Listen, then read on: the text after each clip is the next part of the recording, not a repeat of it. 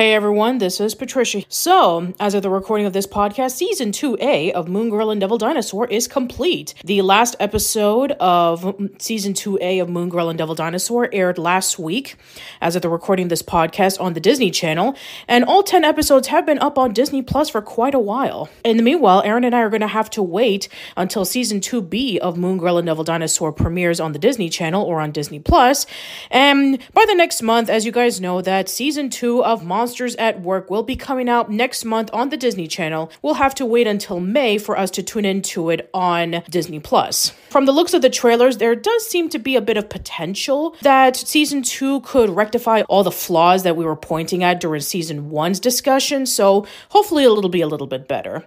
As for Old School Lane side, I'll be doing an update video coming next week to let you know about why it's been a while since I've been posting up podcasts and videos. But in the meanwhile, what you're about to listen to is the discussion of Season 2A of Moon Girl and Devil Dinosaur that we discussed about on Aaron and Patricia. For those who don't know, Aaron and Patricia is a weekly podcast series that talks about various pop culture news, and we've been watching Moon Girl and Devil Dinosaur. There are major spoilers ahead. If you do not want to tune into it, then go check it out on the Disney Channel, Disney Plus, Hulu, Disney Now, or wherever that you can to support the official release. If you're interested in tuning into our discussion of the Season 1 episodes, click on the video annotation or check on the link down below. If you have caught up, then sit back, relax, and enjoy. After almost a year of waiting, we finally had the opportunity to see the first 2 episodes of Moon Girl and Devil Dinosaur on YouTube, and it didn't disappoint in any single way. So let's start off with the first episode, which is called The Great Beyonder. So the plot synopsis goes as this. Moon Girl and the Beyonder become stranded on a desolate alien planet. The two set out to find a rumored black hole in the hopes of getting home. So if you remember in the last episode of the season, which is OMG Issue Part 2, Moon Girl got sucked up into a portal and she was left with being stuck in the portal where Mimi, Devil, and Casey were looking very concerned. So yeah, let's talk about what happened afterwards. Yeah, so the premise of this is that the Beyonder has lost his powers in all of this, and it's because Monocle Man, who used to have this like intergalactic amusement park. Yeah, that's a thing. So he basically Monocle Man saw the Beyonder basically playing galactic golf, knocking comets into his intergalactic amusement park, basically destroying the whole place. So he basically used his wand to create a environment around the destroyed amusement park, saying if the Beyonder ever came back, he would lose all his powers. So that's what happened, and so it's funny because the Beyonder has always been a being who's always relied on his super abilities to be able to get him out of a jam or be able to have some fun and mischief. And now he's not got those anymore. Now he has to realize that he has to do things for himself. And Moon Girl, annoyingly has to basically show the Beyonder basically how to live without his powers. Yeah. So yeah, let's give an explanation on who Molecule Man is, since he is the focus on this particular episode. So Molecule Man first appeared in an issue of Fantastic Four in 1963, where he was a madman that created a giant glass dome that encased all of New York and was essentially like using it to pocket to himself. Over time, he became a bad guy for various people, such as Mad Thing and the Silver Surfer. He came back into being a major villain in the 80s with Moon Boy and Devil Dinosaur, now reworked into Moon Girl and Devil Dinosaur, as a major adversary for the Beyonder. So yeah, I mean, we talked about a character that would essentially be transitioning over to various characters where he fought many superheroes like the Fantastic Four and the Hulk and various other ones. But now since then, he has actually become a major adversary for the Beyonder. Yeah.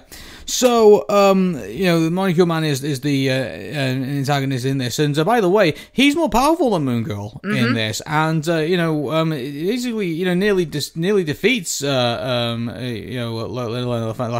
and nearly kills her, and it's only because the Beyonder manages to sneak up on Monocle Man and take his wand off him that he's able to basically get his powers back and be able to fight off the Monocle Man.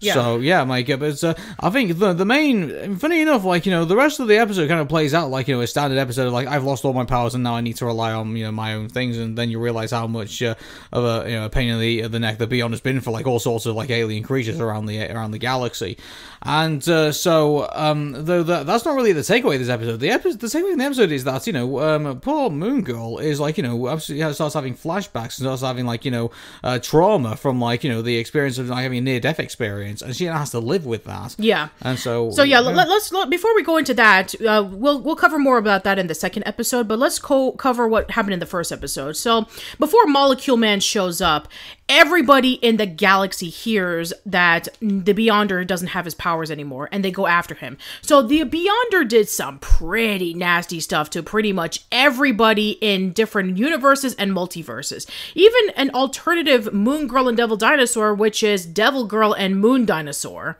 So, yeah, he did some pretty awful stuff, and now... It makes you wonder, like, when we were introduced, like, all these creatures, like, this is a pretext, like, all the villains might be coming back. That could be a possibility. That could be a possibility, that maybe we'll get more development with some of the villains that we're seeing so far. I gotta be honest with you, though, like, Devil Girl and Moon Dinosaur sounds like a very, like, very uninspired, like, villains to basically... let's be honest. I mean, it's kind of like, what was the, like, Bizarro, the weird alternative, version of Superman, yeah.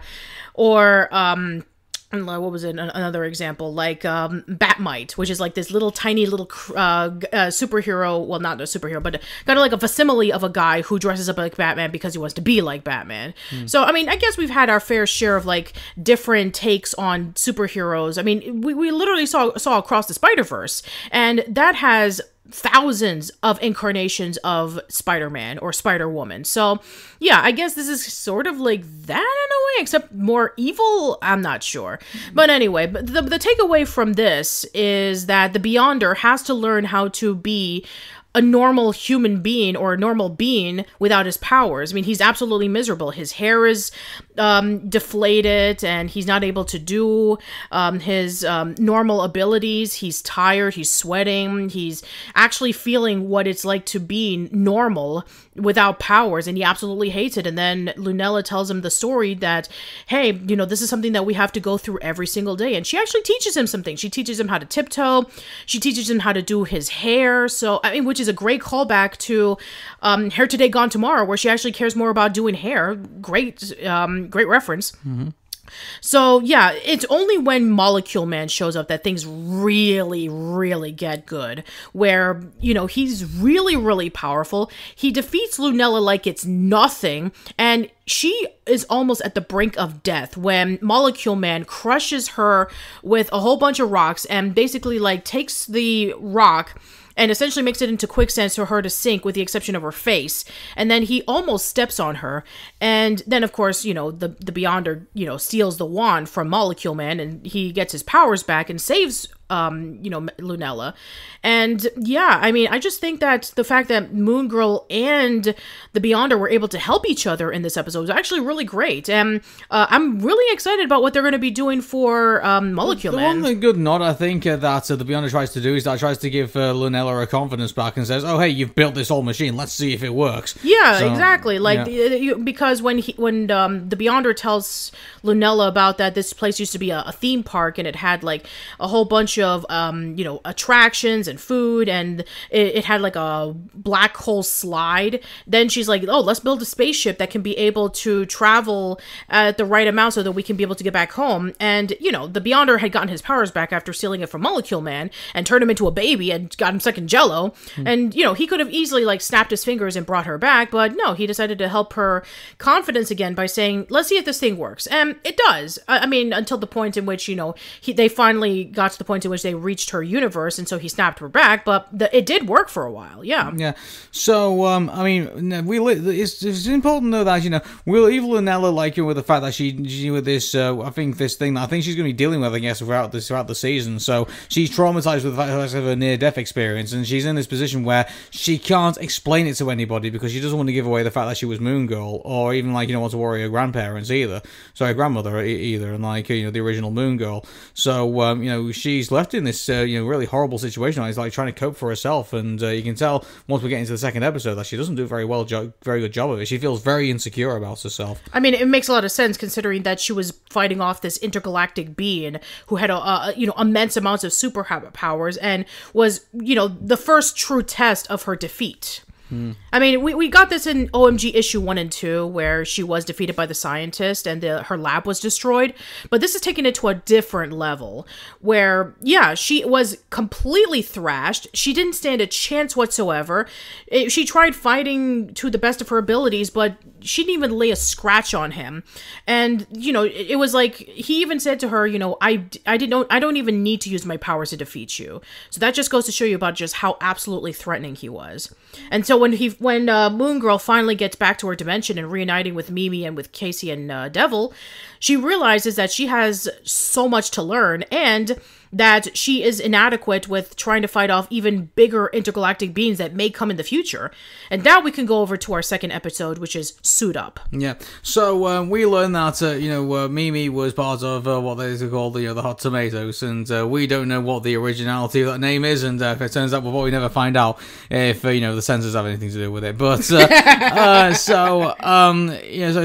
Mimi meets up with her old colleagues from back in the day, and they actually tried to warn Mimi about actually joining up with as Moon Girl as like part of the interdimensional travel, and then so they basically go out into where is it that they went out into the desert? Yeah, the desert. Yeah, the desert. Yeah, it doesn't specifically say which desert we're actually going. Yeah, it was like Arizona, yeah, something like that. So, they make up a lie saying that Lunella was going away to summer camp in the desert and Mimi was going to be her guardian. Yeah. But in reality, no, they're actually going to the desert to meet up with Mimi's old friends that she knew in college, and they took the same science courses together, and they're going to make a new suit for Lunella. Yeah. So, they end up making the new suit, which was like the prototype one, and but the thing is that Lunella, during the time she's testing, keeps flashing back, and therefore she keeps messing up in the test, and so she keeps demanding the suit to be more stronger and more faster and everything like that, and so the point where she ends up basically having this giant mass this giant mass of metal that she can barely maneuver in and barely do anything in. Yeah, it kind of looks like the first prototype suit from Iron Man. Yeah, which I think is a good metaphor, because she's putting layers all over herself to protect her from insecurities, and the feel that she feels too weak and too and also inadequate to kind of deal with what's going on. So it's a good metaphor. Good metaphors are actually being used here during this episode. Yeah, and I really like Mimi's friends, Merle and Matsuya. They're absolutely great. I knew from the moment that I heard Merle's voice, I was like, yeah, that's Jack K. Harry. I mean, it's the mother from Sister Sister. Of course I know who she is. So yeah, they have great personality. Matsuya is all over Devil and wanting to feed him hot dogs, and Merle is trying her very best to kind of find a way to make the perfect outfit features for Lunella. So yeah, everything that they're doing for Lunella's new suit is not good enough for her. And she keeps constantly getting flashbacks of her being defeated by Molecule Man. And yeah, I think that's a really great follow-up episode, especially since, the fact that we saw her going through all of this trauma from her dimensional travels. And so we're thinking, what's going to happen next? And yeah. I think, I don't know if, because this episode, Mimi goes up to Lunella and says, look at that eagle, anything could happen to that eagle. The branch could break or anything like that, but, it's confident because it spreads its wings. Yeah. And, saying to Lunella that your ability that you are is adequate and is enough, and you just need to kind of believe more in yourself and more in your natural talents, which obviously is her intellect and everything. So then she doesn't really take it all on board, ends up trying to test out the suit one more time, and then ends up accidentally making a scorpion ginormous through one of the rays in the factory, and then it wreaks havoc on the town. So then she can't defeat it with the suit because it's too many layers and too much protection. She can't do anything with it, so she has to break out of it and has to defeat the scorpion using her intellect, and she manages to get it to sting itself effectively. So, I mean, I don't know if this is. I really hope this isn't going to be like, wrapping up like, oh, hey, you've had these, these flashbacks, and now you've just wrapped up in that second episode. I hope that's not going to be the case. I still want that to kind of like be a thing that Lunella's still trying to deal with until, she ends up in a situation where she has to, admit to people like, look, I'm Moon Girl, and this is what happened to me. Well, I mean, not only does Lunella eventually have to confess, but Mimi has to confess. I thought that was interesting because it's only kind of remind me, remember when Justice League Unlimited, when, Batman met Amanda Waller for, like, the second time, in the bathroom, like, which is probably, like, a very creepy scene, when you think about it, and, then, Batman basically says to Amanda Waller, look, if you're going to expose me, then why don't you come with me, and we'll both walk into the light. It kind of felt like a little bit like that, really, in a way. Not, like, antagonistic between Mimi and, and Lunella, but, it's sort of like, well, Lunella's kind of saying to Mimi, like, well, look, if I have to come out, you have to come out too. Yeah. So and Mimi doesn't want to come out. She doesn't want to tell her husband and her son and her daughter-in-law that, hey, I'm the original Moon Girl. Once upon a time in the 60s, I was a scientist and I made this huge portal that this other, guy that was my colleague and my friend was trying to get from me. I mean, yeah, that's kind of a big deal to reveal to a lot of people. I mean, the one lesson I really wanted to come out of that is that, where the family turn around to Mimi and say, look, we don't really care what's happened in the past. It's more about, like, who you are today. And so I hope that kind of lesson kind of comes out of that. Yeah, and as for Lunella confessing, I'm sure that will be a really hard thing for her as well. Well, I think if she does confess, I think that probably might be... it really depends, like, because you know what Disney series are like at the minute. They either go to, like, 2 seasons or 3 seasons, or if you're lucky, they will get a 4th. But, yeah, well, thank you for reminding me. So, Steve Lauder, the executive producer of Moon Girl and Devil Dinosaur, said that they already have written Season 3. Yeah. It's all a matter of if it gets enough views and if it gets enough ratings and popularity that they'll even be able to get a Season 3. I think Lunella will admit that she's Moon Girl, I think, to her family, I think, when they finally end the show.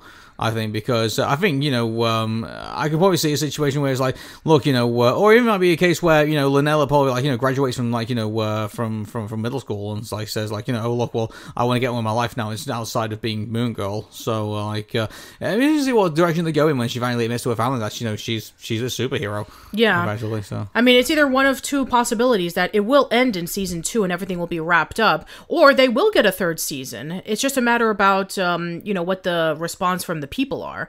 And, well, I mean, unfortunately, we didn't get a lot of hashtag Moon Girl and Devil Dinosaur spoilers on our social media feed, and none of our friends are talking about it either. Exactly, yeah, and which is a shame, really, because Moon Girl and Devil Dinosaur, I think, does have a lot to offer, I think, in that regards to that. But I think it was, this is the thing with Disney, with Disney cartoon shows at the minute. I just feel like, when we had, the Owl House, when we had Amphibia, when we had Gravity Falls, and when we had Moon Girl and Devil Dinosaur, and when we had the Ghost of Molly McGee, I feel like that's a golden age that basically they have, and now they've fallen back, like, Ghost of Molly McGee is now over, so that's now finished, and now they got Moon Girl, Devil Dinosaur, they got Big City Greens, they got Kif, and that's Haley's on it. Haley's on it as well, and Proud Family, Louder and Prouder. Yeah, but Louder and Proud hasn't really lit the world on fire either, unless it's like angering people on YouTube. Yeah, but, that's the problem that Disney have got. They've not got like a flagship show. They do. It's Big City Greens that is currently airing its 4th or 5th season. Yeah, but when was the last time you saw Big City Green spoilers training on like? It's not a show that really demands for spoilers. Exactly, like you need that big epic show, and it's not supposed to be though. But I know, but that's the problem. But Disney don't have that at the moment. No, they don't, and they need it. At this point, I would say bring back the Owl House, like if bring back a spin-off with Sprig with Amphibia, to talk about like the new continent that they were going to discover. Yeah, I know, go on about it time and time again, but I ask anybody who'll say, would you like to see more Moon Girl? Sorry, not Moon. Would you like to see more Owl House, or would you like to see more Amphibia? And I guarantee you, the majority of that room would say yes. Of course. Yeah. Yeah. But at the end of the day, I think that we should appreciate that Moon Girl and Devil Dinosaur is essentially scratching a similar itch to what we're looking for right now. Yeah. Who knows? Maybe it might get better as it goes along. I mean, it's got us to a good start now, so hopefully the reception will be a lot better once we get further into episodes. Yeah, I agree. And I think that there's going to be a bigger stake, I feel. Like, season 1, it was a pretty good season, and it always gets darker in season 2. Of course. I mean, that's... Look at where we are now. Yeah, episode 1 literally starts off with trauma. Episode 2 is trying to overcome the trauma. So, yeah, I'm thinking that we're going to definitely get more villains. We're going to get more conflict. We're going to get a lot more things to build up in season 2. Whether that this will be the final season, I'm not sure. I mean, unfortunately, with Molly McGee, they did have a third season in mind, but then when they were told there weren't going to be any more episodes, they had to wrap it up really quickly. Yeah, which sucks. Yeah. And people liked Molly McGee. Yeah, people did like Molly McGee. Everyone was really into the idea, like, the last episode, like what was Scratch's, like, backstory and everything like that. Like, that was it was a great way to end off. Oh, you saw the episode. People spoiled it to me. I hate it when they do that. I know, but apparently people were so eager to tell me what was going on. Like, they didn't really think, like, oh, hey, I should have to be fair, I did tell everybody I was watching Ghost of Molly McGee, so I've only got myself to blame, really. So. Okay, well, fair enough. Yeah. Anyway, but that's beside the point. All right, so first 2 episodes of Moon Girl and Devil Dinosaur off to a really great start. I'm really looking forward to seeing what the rest has to offer. And hey, we're going to get more episodes this time, whereas in season 1, we got like 16 episodes. This time we're going to get 24. So we're going to be talking about Moon Girl and Devil Dinosaur for quite a bit, so stay tuned. Cool. We're going to start off with Moon Girl and Devil Dinosaur, Season 2, Episode 3, which is The Belly of the Beast. And I really like how, again, I get that Disney were wanting to go with episodic, where so it goes like, you can like watch them out of order or anything like that. But I don't think that's what they've got in mind, because the one thing that they seem to be doing is that every single episodes seem to be following on from one another. So it really is going kind of like in a linear format. And that definitely goes for the Belly of the Beast, because you got Casey, who is basically really happy that she's finally got her best friend back. And she was worried that she was going to lose her, for forever and a day. And so she's basically like redone up her like entire, basically, lab, if you will. And so she's put in like all these, wonderful things that she finds fun, and then, reorganized it in a way. But, Linnella prefers to basically have his place kind of like a bit of a mess, really. And so you can tell that, they're trying to get on as best as they can, but Linnella's patience is really running thin. And then she's trying to develop like, a goo bomb to like, add to her arsenal. And while she's developing it, the she starts falling out with Casey. Casey starts saying, "Oh, if you want to live in a mess, then you can go live in a mess." So she starts making a mess of the place, and but unknowingly, basically she basically knocks the goo bomb away, and Devil Dinosaur ends up eating it. And then it's up to Moon Girl and Casey basically to go and save the day and get the goo bomb out of Devil Dinosaur. Yeah. So yeah.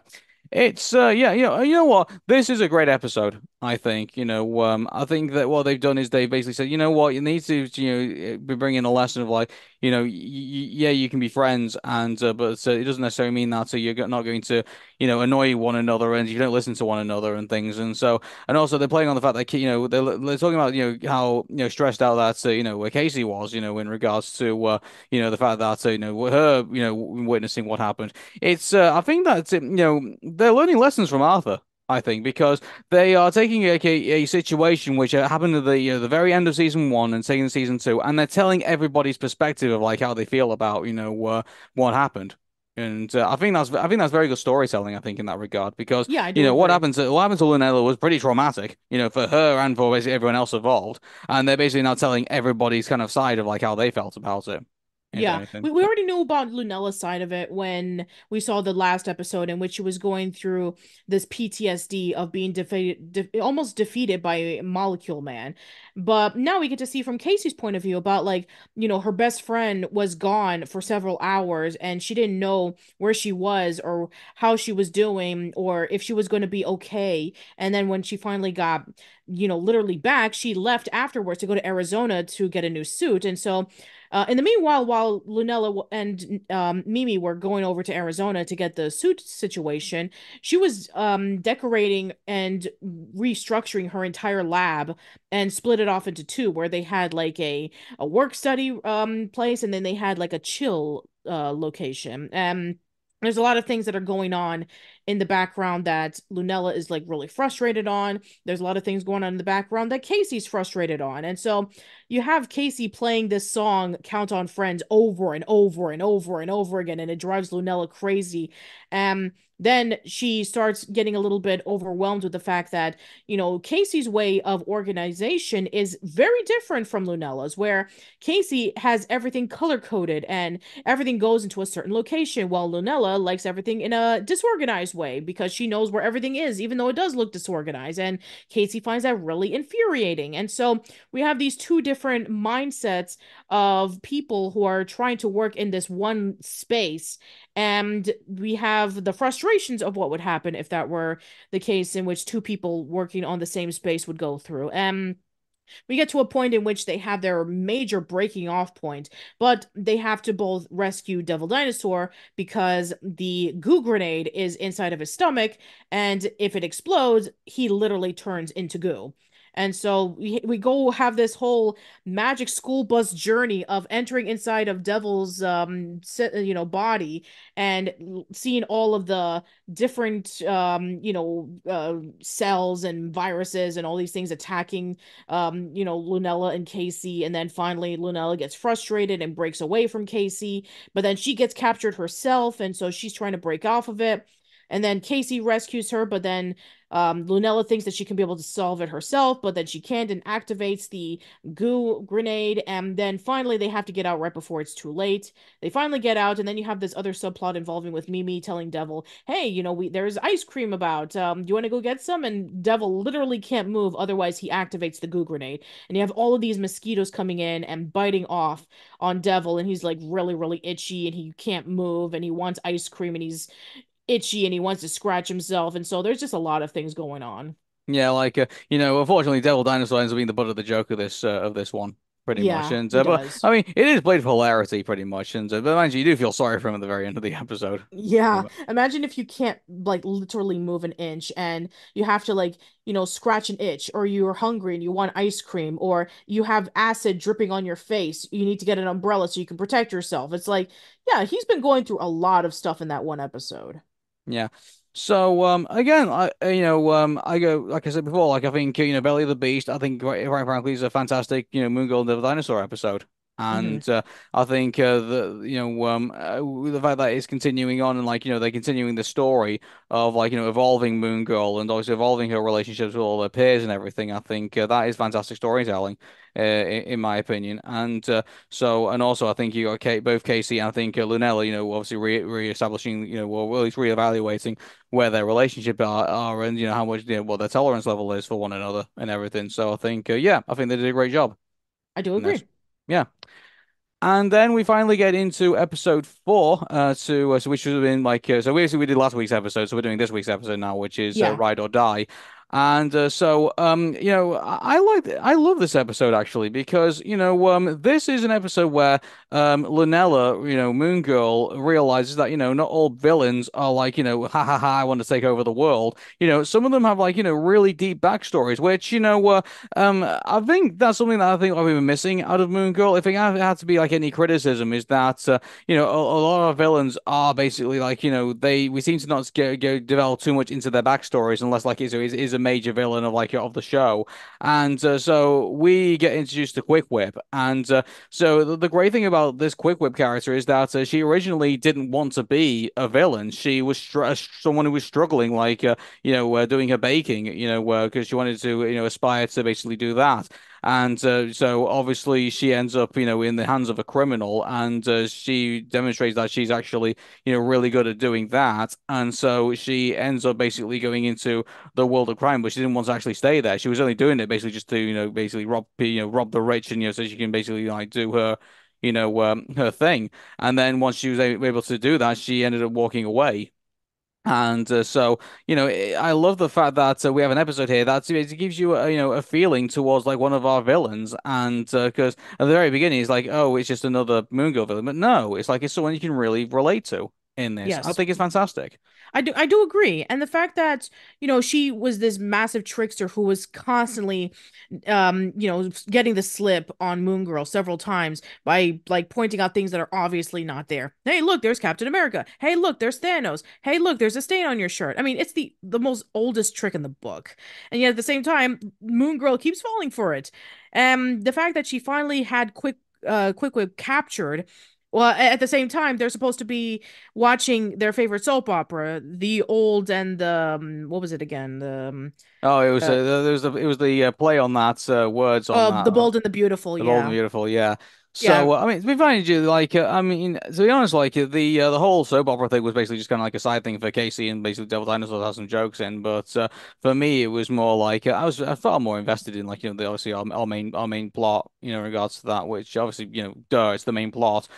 But yeah, so I mean, the side plot, I think, obviously doesn't take too much, relevance in all of this. I think it's more to the fact that you have someone who, Quick Whip, who didn't want to end up in this situation, but, ended up getting too deep into it and then felt like she couldn't escape. And then I love the ending of this where, she finally does get arrested by Shield, but then, Moon Girl changes her mind and says, no, I want to give her a second chance. And then she basically, she opens up the program to allow villains who didn't want to be villains anymore to basically come out without, any prejudice, going back into the real world. And, it basically gives her that out, which I think, I think it's really great. I think that's something that, we should be doing in real life, not just in a TV show, you know? Yeah, exactly. Like, people who have done bad things once upon a time are not bad people necessarily.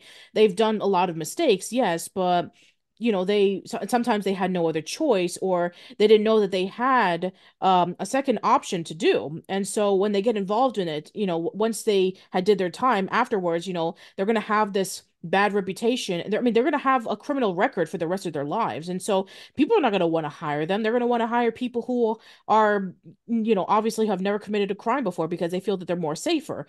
And so the fact that Moon Girl was able to give Quick Whip an opportunity for her to pursue her dream of being a Michelin baker, and for her to showcase her techniques to Lower East Side is actually really great that, she was able to convince Maria Hill from Shield, hey, let's do this, little thing for the villains who don't want to be villains anymore. And I thought that that was actually a really sweet way. And Quick Wit was a great character to be around with, where she was able to explain that she only joined up with Lady Bullseye and her team in the first place to go on a whole bunch of heists was because she was just trying to get herself back on track with her life. That, she was hoping that she was going to do really well with her baking, but when she moved over to New York City, things got really expensive. And guess what? It is. Yeah, that's true, actually. It So, is true. by the way, for those of you wondering who played Quick Whip in this, it's Robin Thede, who is a writer for the Black Lady sketch show and the Rundown with Robin Thede.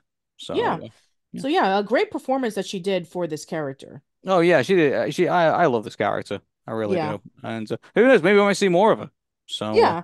And but yeah, I mean, I know that the subplot involving with Casey watching the soap opera with Devil, I mean, sure, that was a bit of the comedy, but there was also a little thing involving with like, oh, the subplot involved with like, oh, the grandma character wasn't bad after all. She kind of like revealed in the joke. It's like, oh, you're giving Quick Quick a chance because she's, not so bad. It's kind of like that grandma character. And then that was when Lunella was saying like, wait a minute, you watched the show without me? So yeah. yeah, Don't watch shows behind people's backs if they're really excited to watch it because yeah, that's kind of betraying right there. yeah. And people make a Well, joke about that. well, there's also wondering as well. Lady Bullseye in this is also played by Mimi Yamashita. She was actually in The Lion Guard, playing in Namala. Oh, cool. Yeah. So. Yeah, so I think that this episode was really, really well done, and I really like the characters. I like the story.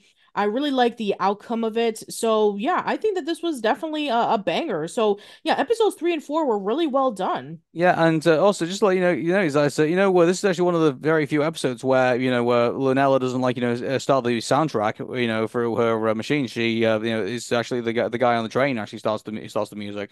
That's right. So Yeah. yeah, So, yeah, he's singing like a soul song because it's like, if this is going to be the last thing I'm going to do before we die, I'm going to sing a song and you guys are not going to, go up against me on that. And so, yeah, he sings the song while Moon Girl and Quick Whip fight off against Lady Bullseye and her minions. So yeah, I thought that was actually really, really cool.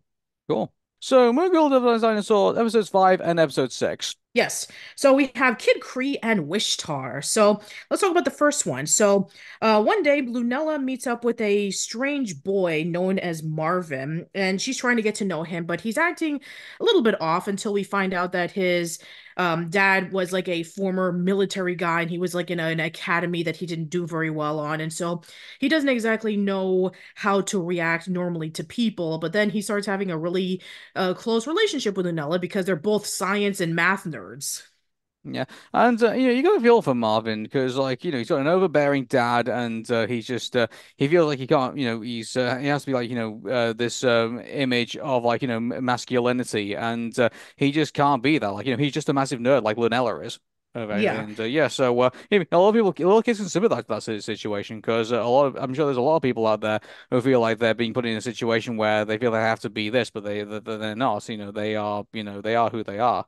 Effectively. So exactly. Yeah. this I'm this sure is a that at very some strong. This is a point, very strong episode, I it think. is. I'm sure that at some point, a lot of people feel that they need to hide who they are because they fear their parents' disapproval if they show off who they are. But, in reality, that if you tell them, then they'll be accepting of it, or maybe they won't be, which for, Marvin's case, he was accepting of his father when he told him the truth, but it took him a while for him to learn that lesson. So, yeah, what is the deal with Marvin, by the way? Well, it turns out that he is an alien. More specifically, he's a Kree. So, the Kree are an alien species from the Marvel Cinematic Universe, and they have teamed up with the likes of various people, such as let's see, was a Guardians of the Galaxy. They teamed up with the various other superhero groups to fight off against crimes in multiple galaxies. And so in this case, Marvel is known as Kid Kree, and his father, Partvar, has decided to send him over to Earth so that he can be able to fight off against a superhero so that he can be able to prove his worth to come back into his planet. And so we have Kid Kree who is trying to find Moon Girl so that he can be able to defeat her and show off that he is capable of listening to his father's demands of being a great warrior. And so little do we know about Kid Kree is that he's actually Marvin, and Lunella doesn't know that. And so we have these instances in which we have Marvin and Lunella teaming up and being really close friends, and then we have Kid Kree and Moon Girl fighting off against each other. So yeah, that's a really interesting parallel. Yeah. So I think this is a really great episode. I think, and the fact that they want to be the best of friends, but in their own personas they are like the worst of enemies. Hmm. Effectively, and but then you get this point where Lunella, obviously just massively overreacts when she finds out, and to her reaction is sort of understandable, and also not just from like a kid perspective, but I think from anyone's kind of perspective, where it's like you've found out like the person that you've really related to after so long with like being feeling not ostracized, but feel like you don't really like belong in regards to your intelligence. Then you find someone on your wavelength, and you've just been starved so much for that, and then all of a sudden you find out that he's a villain. And then it's like, Yeah. she just, is just outraged and feels betrayed and feels like she's been lied to and everything like that. And it all builds up in that. And I mean, the one thing I would say is that, I'm not too sure if I agree with the way that they actually they decided to deliver the payload on this, and that is that they have Lanella and they have Marvin around her family, and then she starts dropping hints of knowing that he's Kid Kree, and I thought, well, I mean, Kid Kree, Marvin's just as smart as Lanella is. I'm surprised that he didn't use the insight to say, well, I mean, if you continue trying using this to get me during the dinner table, I'll just tell everybody that you're Moon Girl and everything Hmm. because he even susses it out too. So I'm really surprised he didn't use that again. I mean, I guess that because Well, he I mean, wants the to be reason why friend, I was because guess. he had, well, the reason why was because he had no idea that Lunella was Moon Girl. Yeah, and well, I think at the very line he said, "Oh, I didn't know that it was you," and so I guess maybe I thought maybe by the time he sussed it out, I thought, "Oh, good grief!" Like I don't know, like I think Lynella showed some some fragility there. I think a little bit really. I think in regards to the way that she did it, and here's the thing, like I'm glad that Lynella is not being made out to be perfect in this. I do say that she's a better character than Dexter in regards to our super genius kind of like characters that we've had over the years. But at the same time, I'm glad that they've not made it such the fact that she doesn't have flaws because obviously she has flaws. I mean, obviously she wouldn't have many of these great episodes if she didn't have them. And so I think this episode works out pretty well in so many ways, and dare I say, I hope this is going to be like if someone does top Moon Girl Devil Dinosaur episode list at one point. I really hope this is one of them. So. Yeah, I do agree. I think that the fact that we were able to get another character that gels really well with Moon Girl is a great addition because, I mean, all she has is Casey and Devil and her family. So it's nice to see that we have Well, not another really a character. family, just Mimi, if anything, and everybody else is just kind of like none the wiser. Okay, So. fair enough. But yeah, it's really nice to see a different character from the Marvel Universe interacting with Moon Girl. From what I understand, that it is part of the Moon Girl and Devil Dinosaur comic books in which that they do have like an on and off relationship with one another and they are enemies at some point, but then they are really good friends at another point. And then there was even one point in which they really were debating on whether they should be going out with one another. But then, of course, we have the freaking Doom boss from Doctor Doom coming in and ruining the whole thing. And I don't. It kind of like ends ambiguously of whether they want to stay remaining friends or they want to go out with each other. So yeah, I'm really interested to see if maybe they'll follow up with that in the comic books or this will just be a one-off thing. Yeah.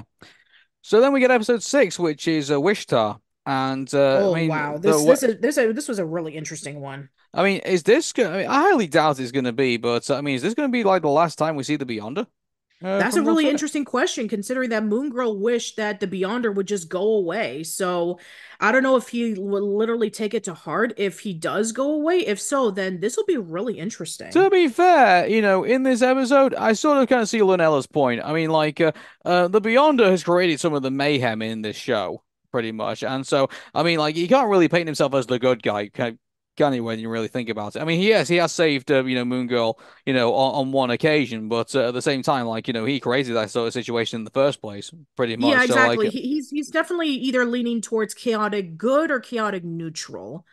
yeah, and even then, like I can see why, they built this up pretty well because the Beyonder then decides like, oh yeah, I'm going to turn over a new leaf, but instead, so what I'm going to do is I'm going to give everybody else, I'm going to grant everybody's wishes from this wish machine that is Yeah, now the based Wish-Tar. over. It gave Yeah. me, you remember the movie Big with Tom Hanks with the Zoltar in which he wishes that he was big and then he turned out to be? Yeah, that's what I was thinking too. Like, yeah, I thought that was what they were going for there, and I thought, oh, Lynette's gonna wish for something, and it's gonna like have like big, massive consequences. Yeah, Big so consequences, I there's guess you this could say. huge hip hop artist that is like really popular at Lower East Side named Bobby the Myth, and everybody is following in his trends. The sneakers, the bling, the hat, the clothes, the rings, everything. So Oh Lunella goodness, is and constantly isn't that great commentary on modern trends? Pretty yeah, much, yeah. it kind of reminds me all the way back in the 90s, in which you have the episode Doug's Cool Shoes from Doug, in which when Doug feels that in order for him to play basketball really well, he needs to wear like these basketball shoes that are endorsed by a basketball player so that he can be able to become really cool at it. I mean, yeah, and also there's an episode of Recess in which when if it's either Vince or TJ is hearing all the people quoting this movie and he wants to go see the movie, but his parents won't allow him, and so he feels out of place, compared to all of his peers because they're making a whole bunch of inside jokes, and he's just left out of it.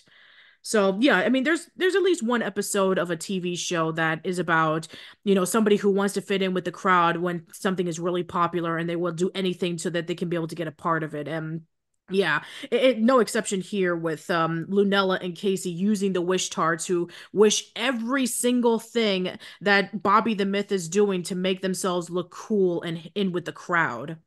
Yeah. I think this episode, I mean, it's sad to see that, there might be a possibility that the Beyonder now is, well, at least he's gone for now.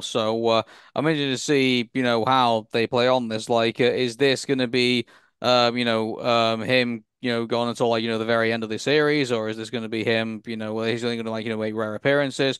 Yeah, I'm interested to see where they go with this, to be honest. And Yeah, I'm interested by in the way, seeing it we too. haven't seen episode 7 or 8 yet, so they're going to be next week. Yes, they are going to be next week, even though that they're already out on Disney Plus. So, patience, people, will get to it eventually. Yeah. So, Anyway, but yeah, I thought that was really cool the way that they were able to implement all of the elements that we saw in the previous episodes into this one, where we get to see all the bad things that the Beyonder has done to Lunella and Casey and the rest of the family, and the fact that it's a justified reason on why Lunella was just so frustrated with the Beyonder when she makes the wish about, I wish for Bobby the Myth to have the baddest piano around, and he took it literally by turning him evil, as opposed to like, oh, bad meaning cool or something like that. But no, it makes him into the villain, and he uses his piano to create these massive sonic waves. And when the piano is destroyed, then he uses his voice to sing, creating like a major sonic boom. And the way that she was able to solve the problem was using the sneakers that she invented earlier so that she can be able to stick to the ground, and then use her ability so that she can be able to take him down and bring him back into his consciousness. The one thing that I was actually really curious about was the fact that people were just taking it okay when Bobby the Myth, posted on his Instagram saying, "Oh yeah, sorry guys, I'm gonna have to call it out. I'll see you next time." And it's like, wow, these people have spent money to get into the roller rink and having to wait outside when he was turning evil, and then he's like saying, "Gotta go, baby, deuces," and then they were just like saying, "Okay." I mean, if I was in a situation where I paid good money to see my favorite performer in a concert, and then they just said, "Oh, I can't do it, maybe next time." I mean, if it was a legitimate reason, I would be understanding of it. But if it's like literally no reason at all, I would be super pissed. oh, babe, it's Bobby the Myth.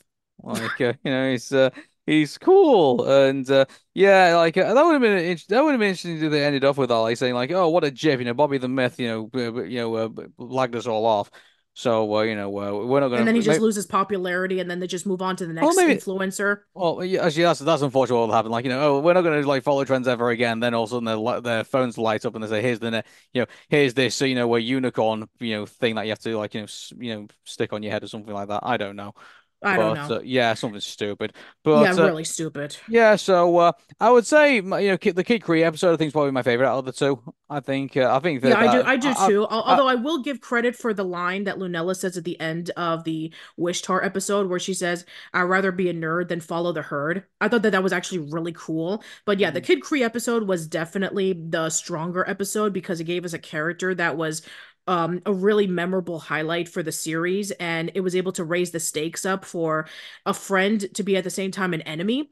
And he's also part of the comics too, whereas Bobby the Myth was just a character that they made up for the show. So yeah, I think that, with it following a line with the original Moon Girl and Devil Dinosaur comics, they're able to play around with the fact that, hey, we have this character that was featured in the comics and he is part of the Marvel universe with the Kree aliens. So let's see if we can implement him. And I think it was a really, really great choice that they did that. yeah, definitely.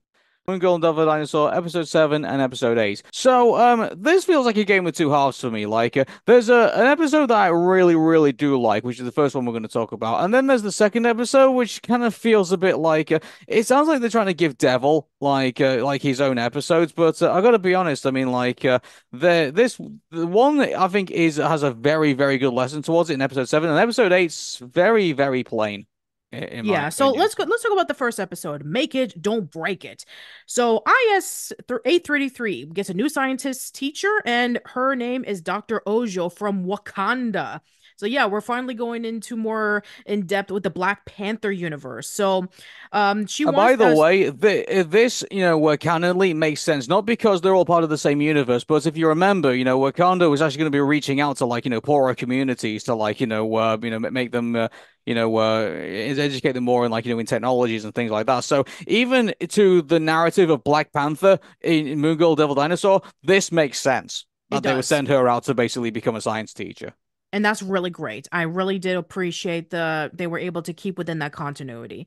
So yeah, Nunetta wants to sign up for a Robot Wars competition, but the problem is because she needs a sponsor. And so she wants to be able to be a part of this, and Dr. Ojo just so happens to be the one to say that she is going to sponsor Lunella in the Robot Wars competition. And so Dr. Ojo, because of her experience in Wakanda being so highly advanced in technology, she pushes Lunella to the nth degree of wanting her to become better, wanting her to become the diamond within the coal. And every single time that Lunella presents something, it's not good enough for Dr. Ojo. And so she pushes herself so that she can become perfect.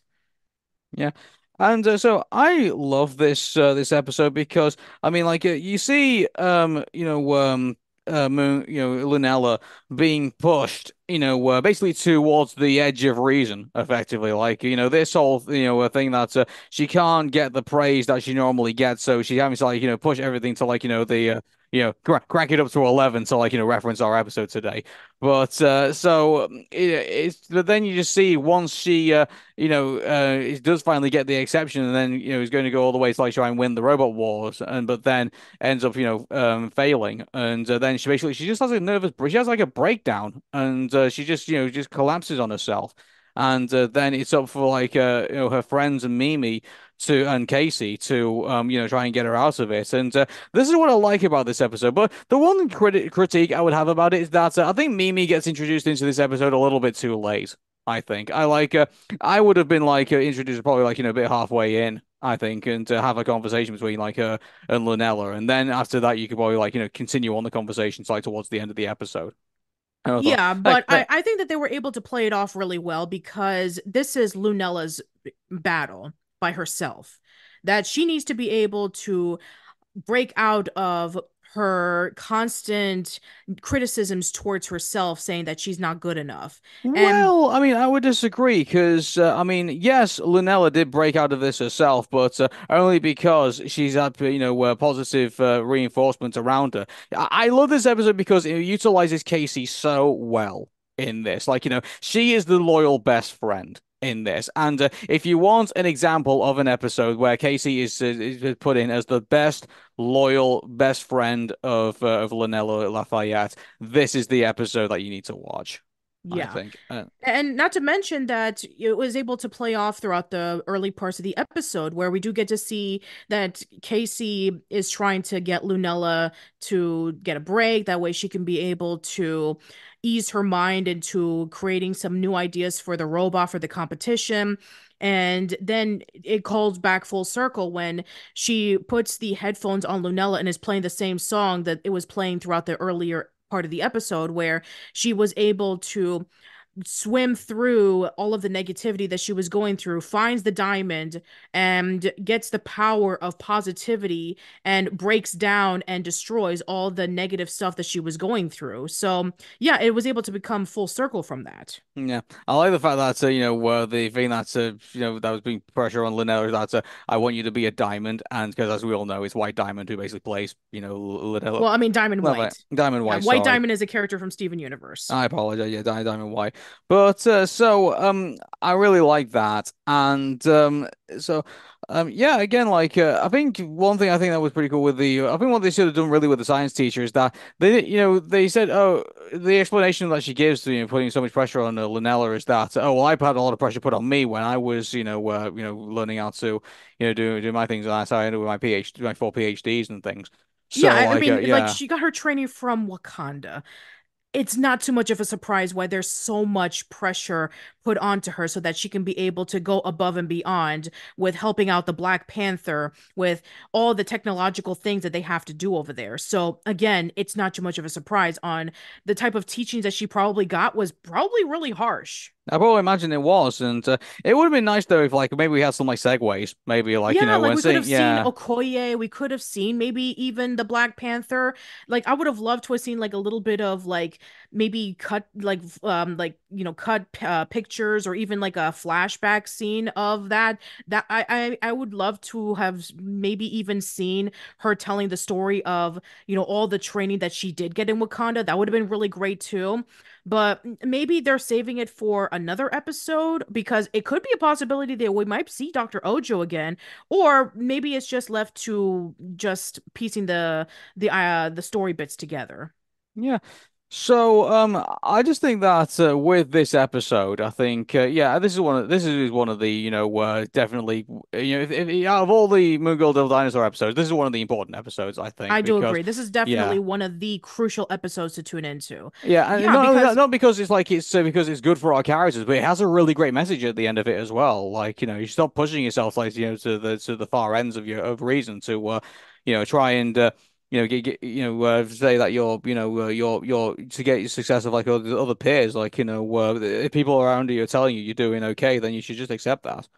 Yeah, for sure. Yeah. And I also like the fact that the STEM kids were actually the ones to defeat the villain alongside with Devil, as opposed to like, Lunella just shaking off and then just going off and fighting when she's probably just literally getting out of a panic attack. She was able to fight her inner self as opposed to like fighting the actual bad guy. Yeah, So I thought that that was that's actually a nice interesting touch. because I mean, I wonder if they're actually building something up towards that because maybe there's going to be like some kind of like gigantic battle. Because keep in mind, well, Monocle Man's still out there somewhere. Yeah, Pretty Molecule much so. Man is even though that he's a baby and he's like, trapped within that dimension, I wouldn't be surprised if eventually he would get out of it and maybe he'll become a major threat again. I mean, I'm not sure at this point. I mean, we're only about halfway done with the first half of, no, yeah, we're almost done actually. We only have like a few more episodes to go until we get to the first half of season 2. So, yeah, we're still in, at this point in time in which when we're just going to get little pieces of whether Molecule Man will return. So I'm really excited about that. Yeah, exactly.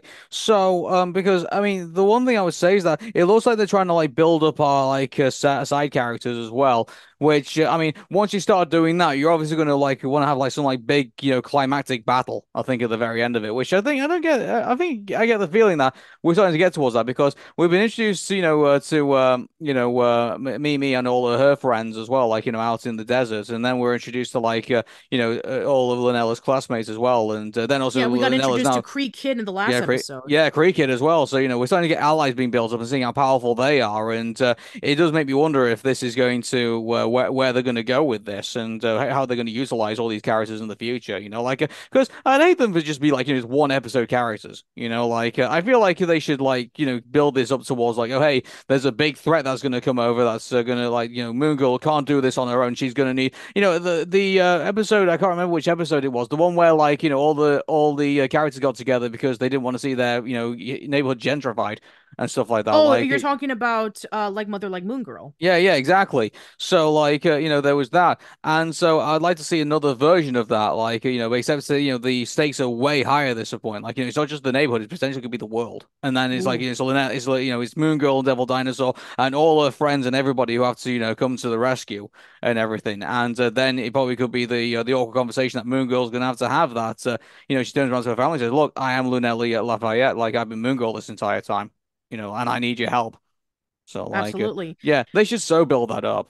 I do So, agree. Yeah, like the fact that Dr. Ojo was even inviting Lunella over to this secret, organization slash superhero group to be a part of like some of the most intelligent people gathering together to fight off against something.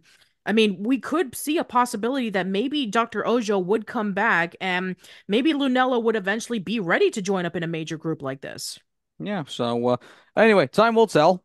So I'm sure with that, but well, we've got had a really great episode in episode 7. I've got to be honest with you. I mean, I don't know what your re response is going to be this, Patricia, but I didn't really think much of like episode 8, to be honest with you. Yeah, episode 8 was definitely a very interesting episode, but not in a very good way. So the Devil has Lunella and her family going on a road trip, and Devil is by himself, and he feels unappreciative. He feels like he's just the sidekick who is not a part of the family, which again makes a lot of sense because Lunella is not ready to tell her family about Devil yet, because then she would have to reveal that she's Moon Girl. And so But Devil you think going that off. Devil would understand that as a best friend, or like you would think that he would have that understanding. You would have No, thought. I guess not. So he decides to go off in a huff, and then he sees this advertisement by a electric pole saying, "Hey, do you feel unappreciative? Do you feel like you're not part of a family but instead a sidekick? Then come over to this little organization where we have these former animals who used to be sidekicks of superheroes and talk about your problems." And so we have Aragorn, Redwing, and Tooth Gnasher. So yeah, let's talk about that. So Redwing is a drone that is alongside the Falcon, aka Sam Wilson. Aragorn and Tooth Gnasher is a group that is involved with Thor. And then we have Pebble, who is a part of a fictional Marvel character known as the Granite. And so each of them have their reasons on why they feel unappreciative. So Aragorn, the reason why she's unappreciative is because she can't be on an airplane when her super is on a plane. And so she has to fly and she can't fit in the plane. And so she feels out of, she feels, like she's Which unappreciative. is really weak when you really Yeah. think about it. And then we have Tooth Gnasher, who is unable to say what his problem is with his super because of copyright reasons. I didn't get Okay. that. I didn't get that joke. Yeah, I didn't get that joke either because he's a companion to Thor. Like he's the one who rides alongside with Aragorn on his chariot. So is like Tooth Gnasher a copyrighted character from Thor that we're not allowed to use? I don't understand. Yeah, I Then didn't again, I understand haven't either. read the comics, so this is my inadequate comic knowledge showing. So for all the comic fans, please explain why Tooth Gnasher couldn't explain about his origins with Thor. I would love to know about that. And then with Red Wing, he feels unappreciative as well because, his identity, his super's identity has to be kept secret. And so he knew absolutely nothing about him. And so, I mean, it makes a lot of sense because, he's a superhero and superheroes need to keep their identities a secret.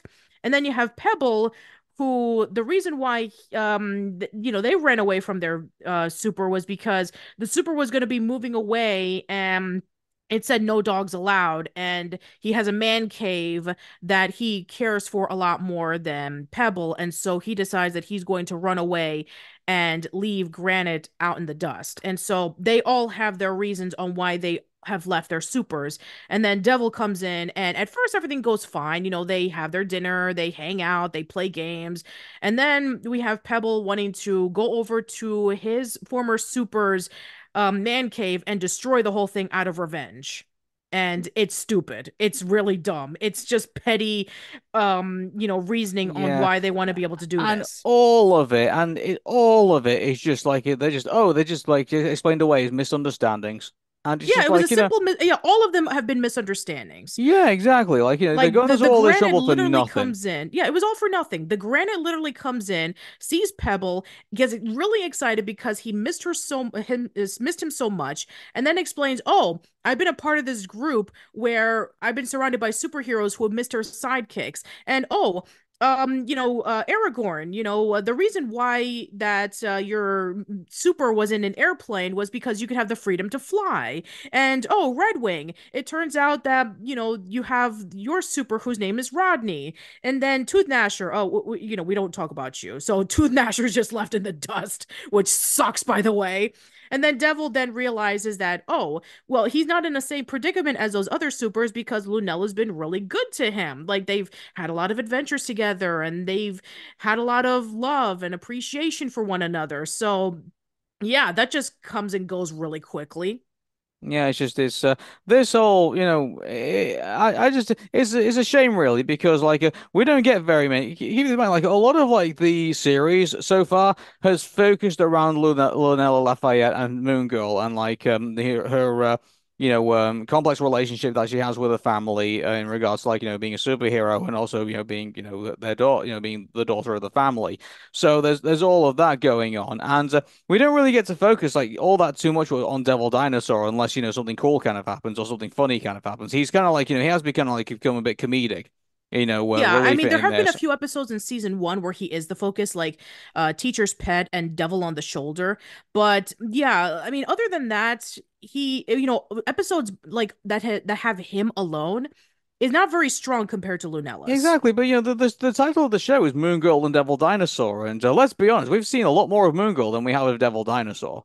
Yeah, If we we have, have been. And the episodes that do focus on Devil Dinosaur are not as great as the episodes focusing on well, Lunella no, slash Moon yeah, Girl. you were thinking this is an opportunity to like build like some individual identity into Devil Dinosaur, but they don't really do anything with him really. Like No. he just goes off in a sop, hangs out with the wrong crowd, and then ends up actually realizing, which you probably should have realized like from to begin with, that Lunella has treated Devil like family.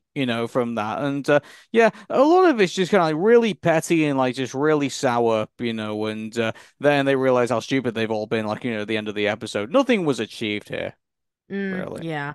I mean, the only thing that we did find hilarious was the scene in which when Lunella was going into the gift shop and she was trying to find, one of those like license plates, name tags that has her name on it. And she always says, like, they never have my name. Gee, I wonder who it reminds me of. Yeah, it reminds me of me because Yeah. that's that's the one where I'm holding up the bought license plate, pretty much, and which has Aaron spelled wrong, but then lucky her, Linnella actually does find a tag with her actual name on it, so and then finds one called Devil as well, which is like wow, you can tell this is a cartoon because that never would have happened. Yeah, like I don't I that would be really weird if she did have a name tag that said devil in a slew of lines would they have the letter D, like Daniel or David or Donald or any other names. Like you would rarely, if ever, find a kid whose name is Devil, unless Oh of no, no, give course. give Satanism another couple of years. I'm pretty sure we'll find a kid one day sooner or later that'll probably have that Oh title. God. But Okay. Okay, we've gone past this point. So, I mean yeah, if that's how interesting. Unfortunately, that's how uninteresting this episode is to me. Like I just want to basically make outside jokes about things that have happened in the episode rather than actually things that like have happened like within it. Yeah, Mm. like the fact that they went all the way to Kansas so they can look at the largest ball of yarn. That's Mm. quite a trip. Yeah. It kind of reminds me of like in that scene in the Goofy movie in which Max takes takes Goofy over to that while they're heading over to Los Angeles. Well, Max wants to head over to Los Angeles, but Goofy wants to head over to Idaho so they can go over to do fishing. So yeah, I mean that just kind of reminded me of that scene. But yeah, I mean it was nice that we did get to have Lunella spend time with her family, but again, it's just like a tiny part of the story. Like we don't actually get to see too much of it. So the fact that Devil is more of the focus of this story and it's not very interesting, it's an episode that I would say that you can easily skip on this one. Unless of course if there is an episode later on that actually justifies that you have to tune into it. Like maybe the animal sidekicks come back or something. I'm not sure. Yeah, I just think that I don't know what was achieved in this episode. No one really went anywhere in this one. So, Yeah. So I would say that for the two episodes that we did watch, Make It, Don't Break It is definitely the highlight. oh, it's like it's yin and yang. Like the episode 7 I think is fantastic. While it's episode 8, not so much. Hmm. So, yeah. We are going to talk about Moon Girl and Devil Dinosaur episodes 9 and 10. Yes. So we have Dog Day Mid-Afternoon, which the plot synopsis goes as this. So Pops finds an unusual dog and names him Franklin. Lunella discovers that Franklin is not normal after following him one night, believes that he's trying to kidnap the other dogs. There's a dog show that is happening, and there's a chase ensues involving with Lunella and Casey. And then we find out that Franklin may not necessarily be the one behind the dog disappearances. Yeah. So I mean, the thing is, this episode, like, I did, like it. So, I think, the idea that they portray the dog as like potentially the villain in this, and then all of a sudden do a 180. It's like, oh no, I'm actually part of like a super team that actually protects dogs. Like, I thought that was a good spin. I thought to do Hmm. that because this entire time, like well, not the entire time, but like the majority of the episode, we thought, oh yeah, this is an alien thing that Moon Girl needs to defeat, and obviously he's got the respect of the family, so therefore they can't really do anything about it. So I think, I think they did a really good doing like a really good spin on that. So Yeah, yeah. exactly. So Lunella is the only one who sees that Franklin is acting really weird, standing on two legs and having 20 toes and just acting out like like something strange that is not necessarily a dog. And so she tries to tell Pops and she tries to tell the family, but nobody believes her. Not even Mimi believes her until eventually she decides to take a DNA test and realize it's not a dog, it's an alien.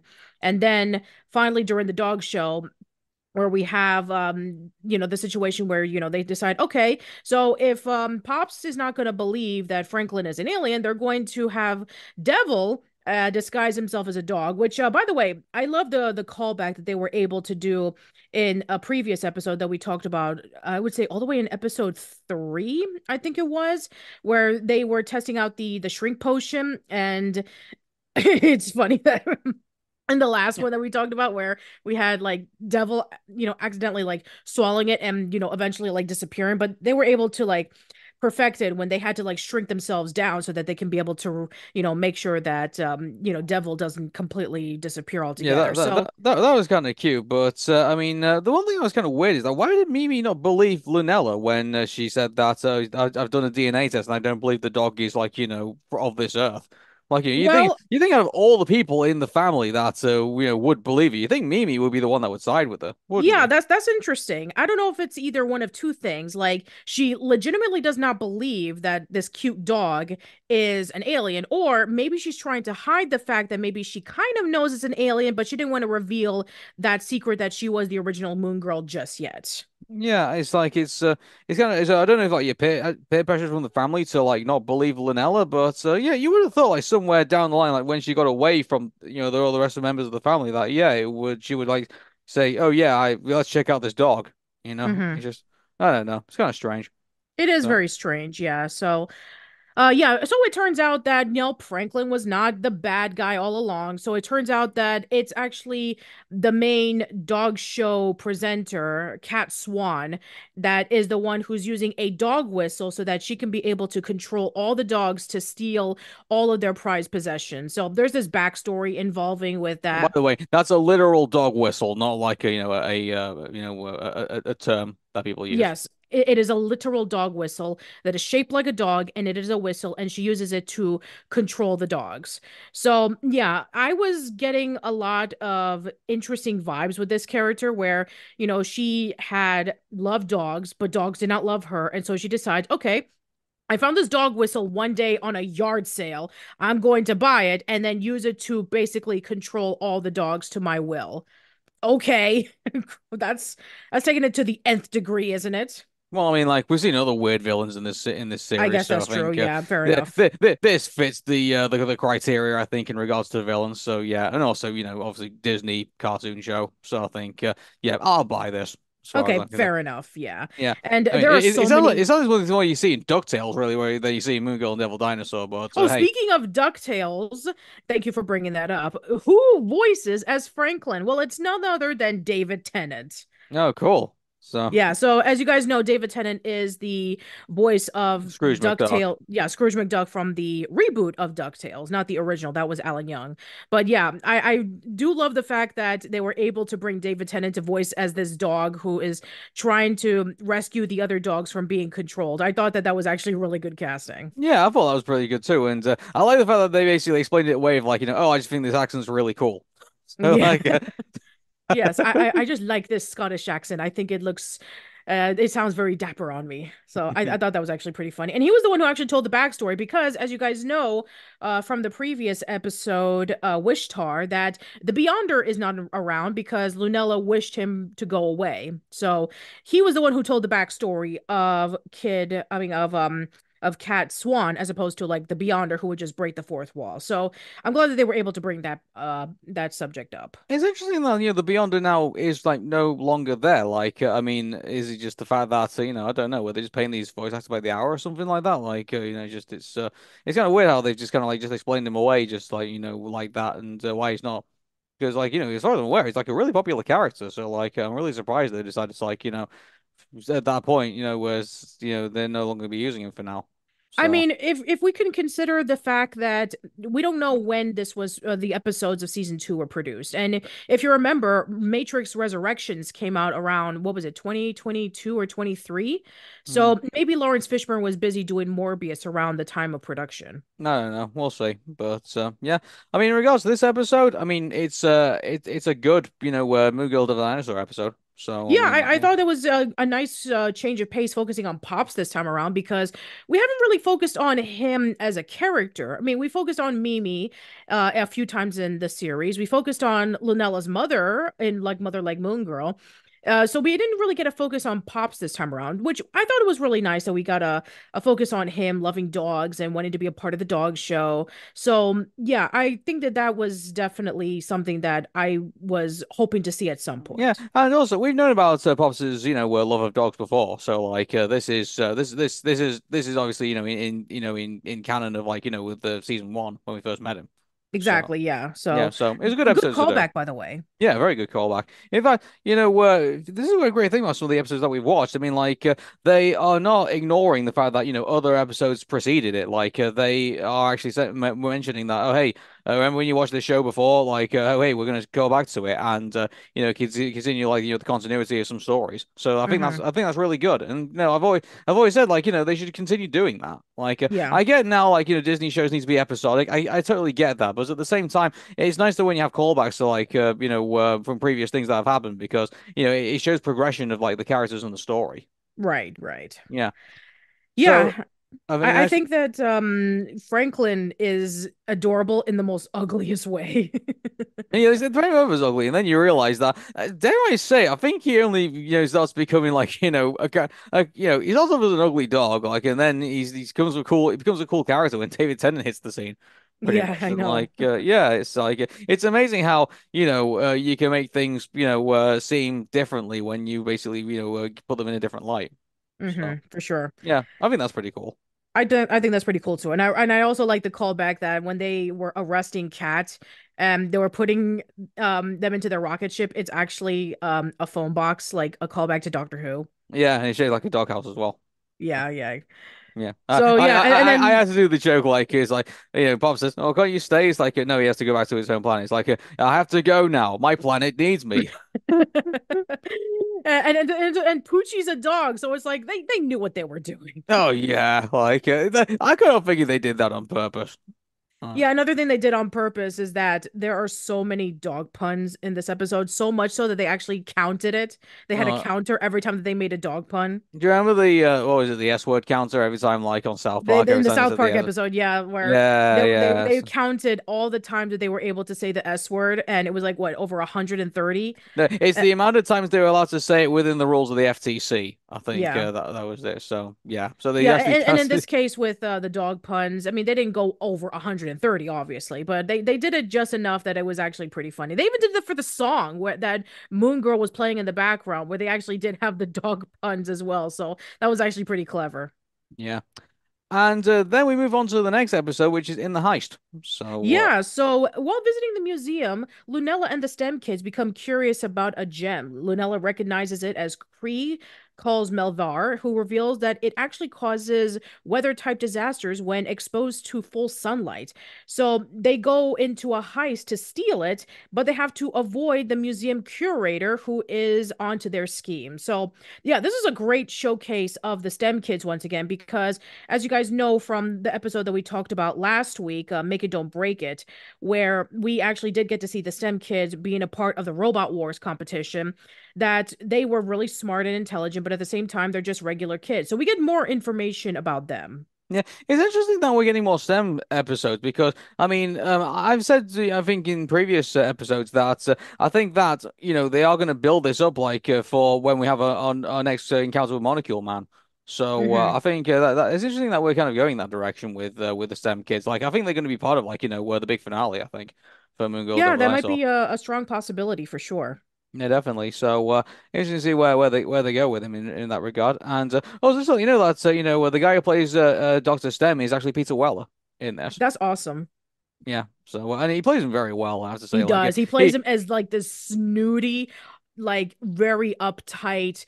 museum curator who says, I have 6 PhDs and I'm so intelligent. And he gives like all of these rules that are just so strict that it's just like completely just ridiculous and Yeah, it's like, deserves of I'm the multiple eye curator of the rollings. museum. I have all these PhDs. My urine is lemonade. Like, it's like, worship me, peasants. It's like, oh, good grief. Like, it's just, My brain is so intelligent and so beyond you that when I pass on, it's going to be examined by future generations like Albert Einstein's.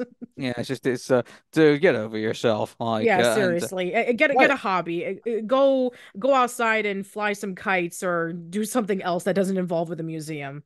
Yeah. By the way, they actually do another callback to this. Like, they go on Mimi's advice when obviously one of the STEM kids doesn't feel like he's able to actually go forward with the heist, and so they call back to that too. And again, I love that. Like, it's the fact that you see Lunella evolve as a character. I think it's brilliant in I the way do that they agree. do it. Yeah, when Yeah. Anad was like really concerned about wanting to not break the rules of stealing the crystal, and then Lunella basically just gives him like really great advice that she learned in the second episode of season 2, where she learned about that, a bird's it doesn't have to rely on branches to stay afloat, it has its wings. So yeah, it reinforces the lesson about trusting yourself. And so he was able to get the confidence to steal the crystal, because if he didn't do it, then the plan wouldn't have gone as accordingly, which, by the way, they pulled off a bad guy situation in which everything was like intricately detailed on how they were able to pull it off and how they were able to get away with it. And it's brilliant. Yeah. And also, at the very end of the episode, we apparently seem to be getting a ship developing here between Kid Kree and Moon Girl, from the looks Yeah, of it. that is actually legitimately adorable. I just love the fact that we have them developing a stronger bond and relationship, because I mean we knew we had a really strong feeling in the Kid Kree episode that she actually thought that Marvin was really cool because they were really into nerdy stuff, and so they actually do have a stronger relationship with each other ever since that episode ended. My, And my, my so only criticism of it is that I mean, like, obviously they're doing this whole thing where they seem to have a crush on one another, which I'm totally fine with. The only thing about it is that I mean, isn't this only Kid Kree's like second episode that he's been yes, in the whole of Mungo Devil? I mean, like, here's the thing about this: like, we've already seen a really perfect relationship done in Disney cartoon, and you know exactly who I'm going to refer to, don't you?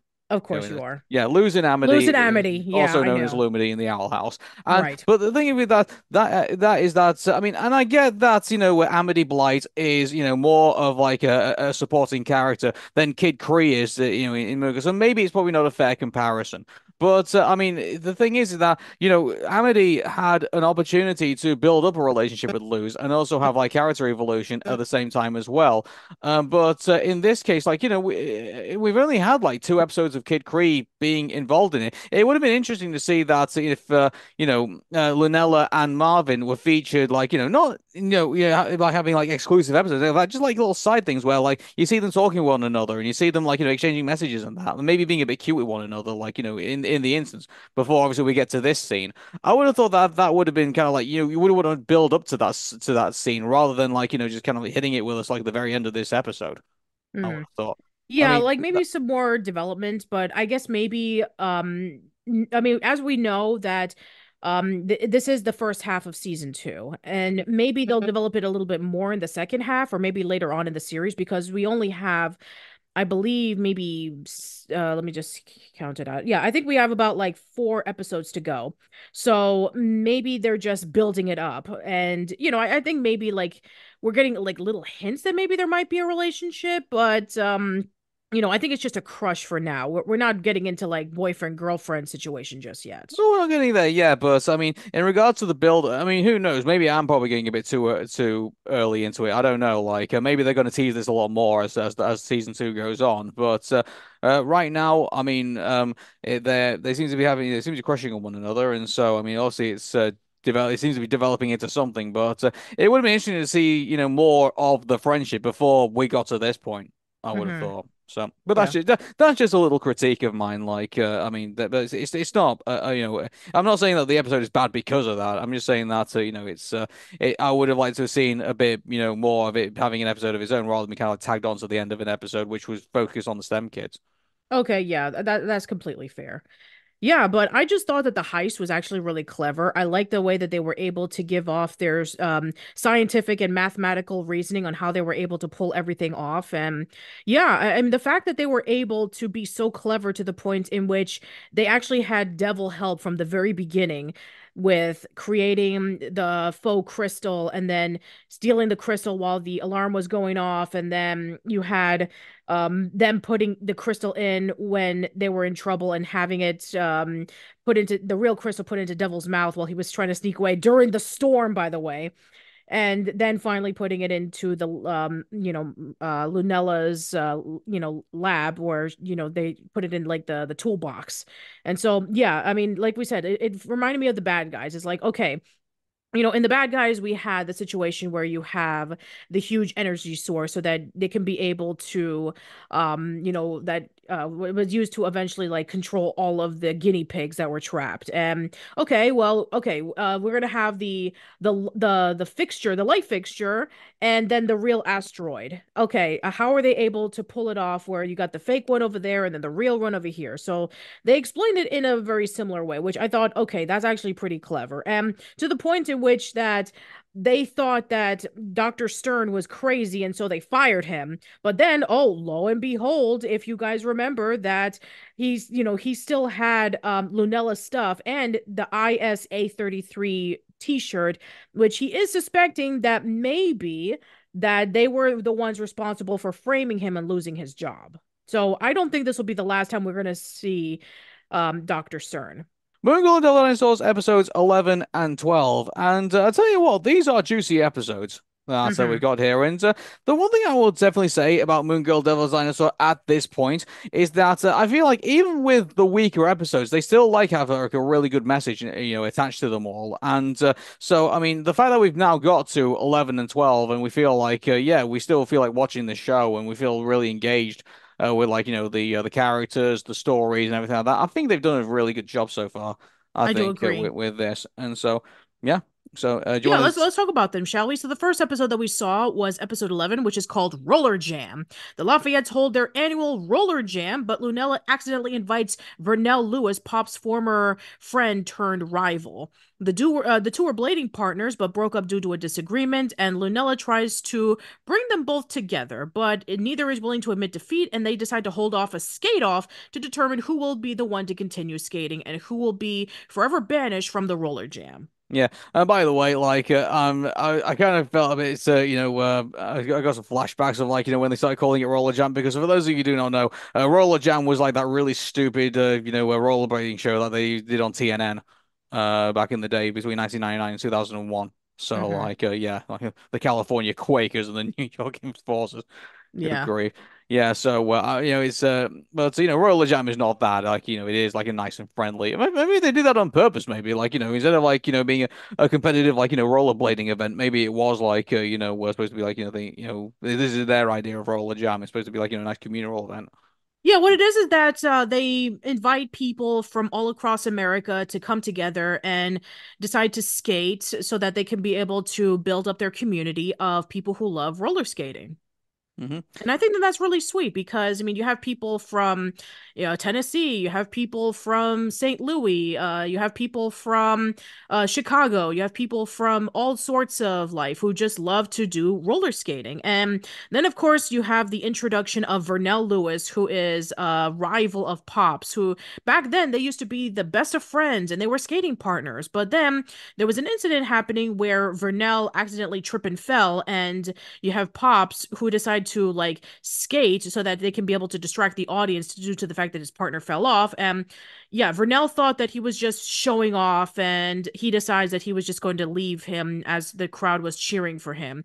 When in reality, it was just a misunderstanding that he didn't, Pops didn't want anybody to laugh at Vernell for falling down, he wanted to make sure that the show was going to keep going on. And we had this huge 50-year long rivalry between the two on who was the best skater. Yeah, like it's just like I gotta be honest with you, Vernell comes off worse than Pops on this. I gotta be honest, Yes. like they play towards the end, it's like oh hey, we're both we're we're bad about this, but it's like like when you really think about it, like why did Vernell not he kind of like. He should have given Pops the opportunity to under to explain himself in regards to that because I just saw it as like Vernell fell over and he said he basically said oh, don't worry, don't worry, I got this. And so, went to himself to kind of like save, the show to effectively like, to win the prize Hmm. effectively. So like, if anything, like, they were acting as a team. Like, he was trying to help him out with like at that time when he couldn't do it. So like, Yeah. yeah, I like so I sort of like side with Pops in all of this. Like, for now, what the hell? Like, you should have given him an option to like, to explain himself, if Yeah, I anything. mean, I can understand where Vernell was thinking like, oh, he's just showing off, and the reason why he won why they won the prize as a team was because Pops was the one who did the final act, and while Vernell was laying down embarrassed that he fell and that Pops basically like overshadowed him, maybe he felt like, oh, just he doesn't care about me anymore. The fact that I fell down, I'm just gonna walk away and just do it by myself, and maybe that's what he was thinking, but it didn't come across that when we saw the flashback. Yeah, exactly. So, like, I don't know. Like, it would have been more interesting if there was like more of a fallout between the two of them, and then that went on for 50 years. And I said at the very, when you and I were going through the episode, I was commenting like, who wants to bet like, their fallout was something really stupid. Yeah, And like, it's kind of like in the Hey Arnold episode in which when Grandpa was having that rivalry with his best friend Jimmy Kafka, and we were like wondering like what happened to the two of them because I mean the consistencies of their relationship was a little bit off. It's like okay, they used to be friends when they were kids, but then there was like that whole bathroom incident, and then they argued and they never spoke to each other again, and then there was like that one instance in which that Jimmy Hoffa and Grandpa were best friends, but then they didn't speak each other when they were in high school, but then they're friends again when they yeah, I don't I I didn't don't really know. like the Grandpa Jenny after rivalry. If anything, I was kind of more invested in like the problem that he had with his sister, who was played by Phyllis Diller at the time. And Yeah. if anything, I think that was more understandable because obviously, like that when you do these types of stories, I mean, like say for example, we take the Grandpa Sisters episode from Hey Arnold. So they had Pooter who was like their little dog, and he got out and but obviously, one of them was supposed to be watching and one was supposed to be repairing the fence, and they kind of blamed each other for the reason why the dog died, if Yeah, anything. So, and they and how many times that they brought that up, and there were like people were thinking about like why were they like never speaking to each other after they were kids because they were so close to one another, and then we realized oh that's the reason why it was because they were blaming each other about like who was supposed to be the one to watch over their dog Pooter, and they didn't speak each other for 71 years. I mean that's a longer time of not speaking to each other. And the thing is that they're siblings, so they still had to live with one another. Whereas a friend, it's like, okay, I'm gonna see you. Maybe I will never see you again, especially if you're an adult. But with a sibling, it's much more at stake. yeah, exactly.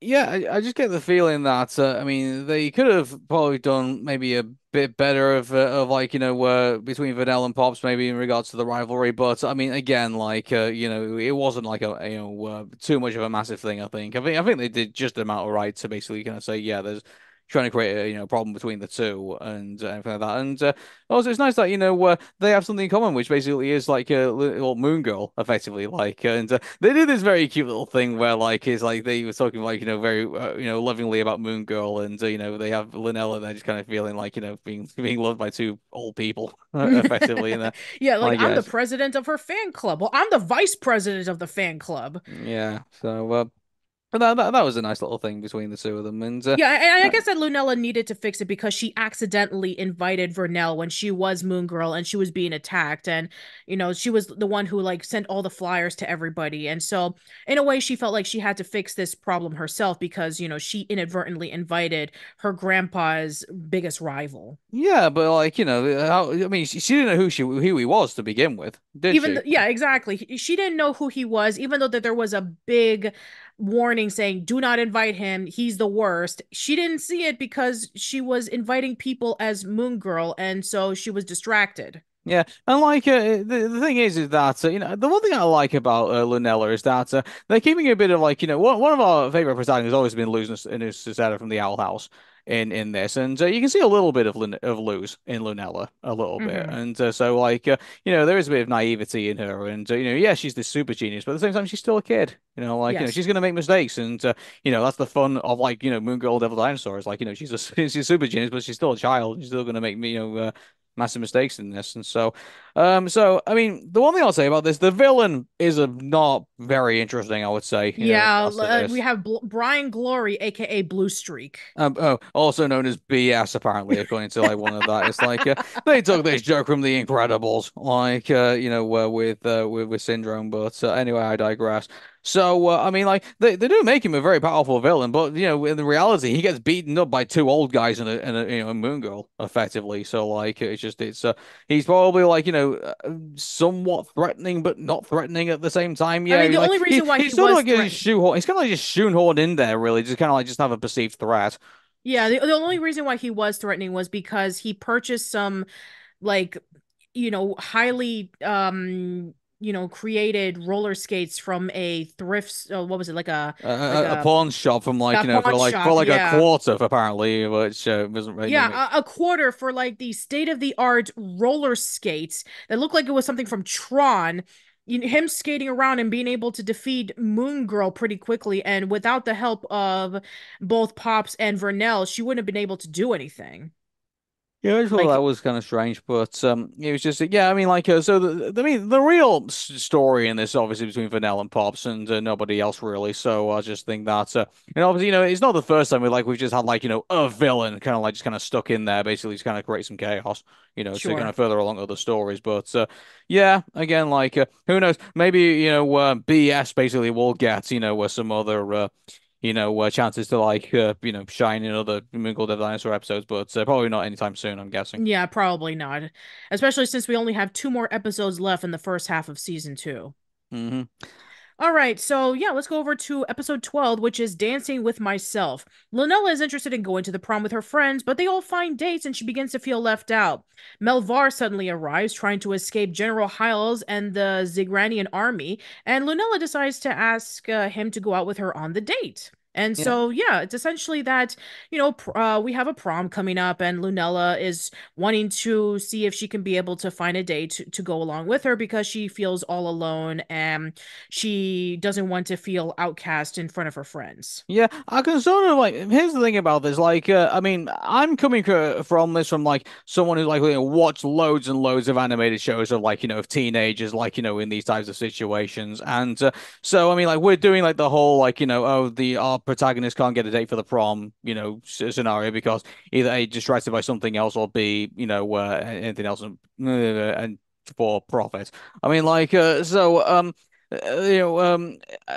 so what I mean by that is that I mean we've kind of seen these types of episodes before, really, like in other animated shows, and so I mean I don't think we're really doing anything unique here. But the only thing I could basically say is that I would say that the message they're kind of trying to put is say that oh well kids shouldn't grow up too fast and they shouldn't really like be focusing like like on dating too soon if they don't feel like they're comfortable for it. And actually I'd say that actually feels like that's where Lunella is sort of kind of like distanced a bit further from like the squad that she's a part of because a lot of the girls that she is part of in that group are older than she is Hmm. effectively. So obviously they're going to have like have different experiences. The only thing about it is that I mean I think with the whole prom kind of like situation like it doesn't feel very original in regards to like the setup and everything like that like even the whole like enchantment under the moon which like the enchantment under the sea which is a reference to Back to the Future as you were mentioning before Yes. when we were talking about the episode. I mean even that doesn't feel too original in regards to how they were doing all of that. It's just it's yeah, like it's yeah, I don't know how to feel too much about this episode. The only kind of like distractions that we have is that obviously we have Kid Kree trying to like escape the moth people, and the he's obviously trying to dug down. But then you got Lunella like who's at one point becomes so desperate for a date that she's willing to take Marvin to like to into the hall and effectively compromise his security in order to basically get a date with her. And I guess one thing that she learns out of it is that she's happy just continue being a kid and being not too trying to date too early. And Marvin's pretty happy just to be a friend at this point. Yeah. So And it's yeah. kind of interesting about that she wanted to ask Eduardo first, and then Eduardo was like having this huge freaking dream sequence of, her and Eduardo like having this wonderful day together. And I'm sure all of this was based on a Sailor Moon episode from the it look. is. So yeah, basically, Lunella was dressed up as Princess Serenity, and we have Eduardo dressing up as Tuxedo Mask, and it's. I mean, in the last episode with Roller Jam, there was a person who was like watching the entire event between Vernell and Pops, and it's clearly Luffy from One Piece. So yeah, I mean, it's clear that the people who are behind the storyboards are huge anime fans. Yeah. Anyway, but yeah, I just thought that that was actually really adorable that we have Eduardo and we have Lunella as Princess Serenity and Tuxedo Mask. But then Eduardo tells Lunella, I can't, I have a date that I'm going to. And we see that he's absolutely miserable with his date because he never dances with her. She's just on her phone. And so when he sees Lunella and Melvin dancing together, he gets really jealous. And we even get like that little quick scene in which that Eduardo is like really angry with Melvin and Lunella has to like be the one in between them. So yeah, I mean, maybe there could be a possibility that there might be a stronger relationship between either Eduardo or Lunella building up. We're not sure. It's still Well, pretty early to we've left it tell. off with that. Linnella doesn't feel, well, as she's mature enough basically for a relationship at this point, which I think is like, yeah, I think that's kind of more refreshing than like, oh, hey, she's just gonna jump into the arms of some guy, like, Hmm. she still wants to like, enjoy her youth, while she doesn't really want to date. At this point, so like, she found the whole date thing kind of, the only reason why she was doing it is because she felt peer pressure in order to do it, for the sake of Right. the dance. And you know what? Though I was thinking that because at one point Casey was offering discounts for like couples, and it was thinking, wait a second, is this going to be like the only reason people are getting dates for the dance because they want discounts like getting into the prom? Hmm. Effectively, like I thought that was basically going to be like, oh no, the only reason I'm dating somebody is because I wanted the discount, and that was going to be the joke. I thought it's like, but no, I think it was more like some people were very comfortable with dating, other people weren't, and there's people who are going to be comfortable with it, and other people aren't going to be comfortable with it, at that time in their life, and that's fine. Yeah, I think that that's actually a really great message because I think that for a teenager, they're pressured into saying that, oh, do I need to date somebody right now because everybody else is dating? But I think that if you're truly not ready for it, don't force yourself into it. You Exactly. should be Yeah. able to grow up in your own speed because society tells us that if we don't reach a certain age and if we're not doing something or we haven't gotten something, that we're considered like behind everybody else, which is not true, by the way. Yeah.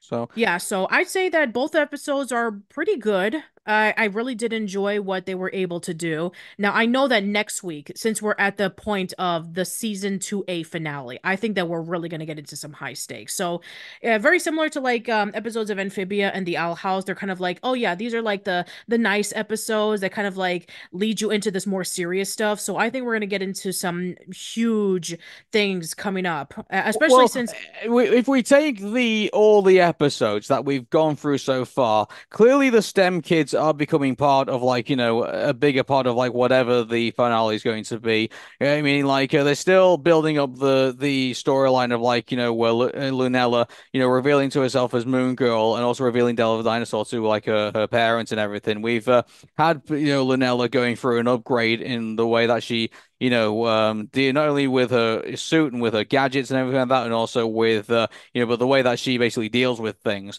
So it seems we seem to be going into that direction where we're going to be meeting up. I do believe that. And also on top of that, the Beyonder is now gone. So like, and there's the possibility that Molecule Man's going to come back. So Mhm. like, there's all that to as well. So yeah, I mean the stakes are ramping up in regards to, when we get to the next, with two episodes, the last two episodes of season one, season 2A, I Mhm. think. So it's going to be interesting to see where we go at this point. My goodness, have we had a very interesting end to the mid-season finale of Moon Girl and Devil Dinosaur. Yes, we have. It's almost on par with OMG issue 1 and 2 in terms of everything that was going on, in terms of its drama, in terms of its action, in terms of the stakes. It was really, really great. Yeah. So, to start things off, we have Lunella Lafayette, who's effectively apologizing for basically how terrible she's been in like the previous episode, and then she drops basically the biggest bombshell, which is saying to her family, "I am Moon Girl," and they Well, I don't mean, believe her. before we get into that, we have to talk about the other episode that aired before that episode, which was Family Matters, where she meets up with Turbo. Oh right, okay, then was that? Oh, I do apologize. You have to forgive me, everybody. It's been like a week since we like saw the episode in the series finale. So like we sort of like cheated a little bit and like I wanted to like watch it like sooner rather than later. So yeah, so basically we get the episode where Lynella Lafayette has her first ever team up, and that is with a character called Turbo, and Yes. Turbo is obviously not too keen on the idea of teaming up with Moon Girl to obviously deal with what she's dealing with. And the one thing I think I take away from this episode is that it's interesting that Turbo effectively is like had to put her family life to one side, effectively to basically to become the superhero, and obviously do what she needs to do, and it gives Moon Girl a lot of food for thought in this. Yeah, because we've seen throughout the course of the episodes that Lunella has been making up a whole bunch of excuses on why she's leaving to become Moon Girl. It's like, oh, I have to go to this school club meeting, or I have to, study with Casey, or I have to go to the library and do this and that. And so her family's been missing her, and there's a whole bunch of events that are going on, and she says, sorry, I can't make it. And so they feel like really alone and wondering about like where's she been all this time. And so they decide that they were going to confront her saying, where have you been all this time? We've been wondering where you are, and you haven't been spending any time with us. And she's been trying to come up with excuse after excuse after excuse. And meanwhile, as Moon Girl, she is teaming up with a superhero known as Turbo because a villain named Silvermane is wanting to go after Turbo because she has a superpowered suit that she just so happened to find in the same freaking flea market that the what was it Yeah, with that roller jam episode that we talked about oh yeah, the where BS guy Brian who found Glory, his aka Blue Brian. Streak, was getting the roller skates. Where is this freaking flea market that they're able to just sell off all of these super powered items for like barely nothing? I I think want to go to this I get the place. feeling we're going to find out. I think because it sounds like they're building this up to be something. So Yeah. yeah, we're going to find out later where this flea market guy's getting all this stuff. So I think we'll get there eventually. So Yeah, but so Silvermane is wanting to go after Turbo because his power suit is winding down. And so he needs to be able to go after Turbo to get all of his energy into her power suit so that he can be able to stay alive. And so Turbo and Moon Girl actually work together so that they can be able to set a trap on Silvermane, but there's absolutely zero success on it. hmm So I just think that with this episode, like I think it's very good that they built up the fact that you got Turbo, who effectively is what effectively what Moon Girl, or Lunella effectively could end up being, if she continues to like put her family to one side. So then obviously like I said at the very beginning, we finally get to the end of the episode, and Lunella basically says to everybody, "Look, I'm Moon Girl," and then we leave off on that cliffhanger, effectively. Hmm. So it's just like um, it's very, it was very compelling, finally to get to that part, and so that basically what the first part of the finale effectively does. Like it builds us up to this point, Hmm.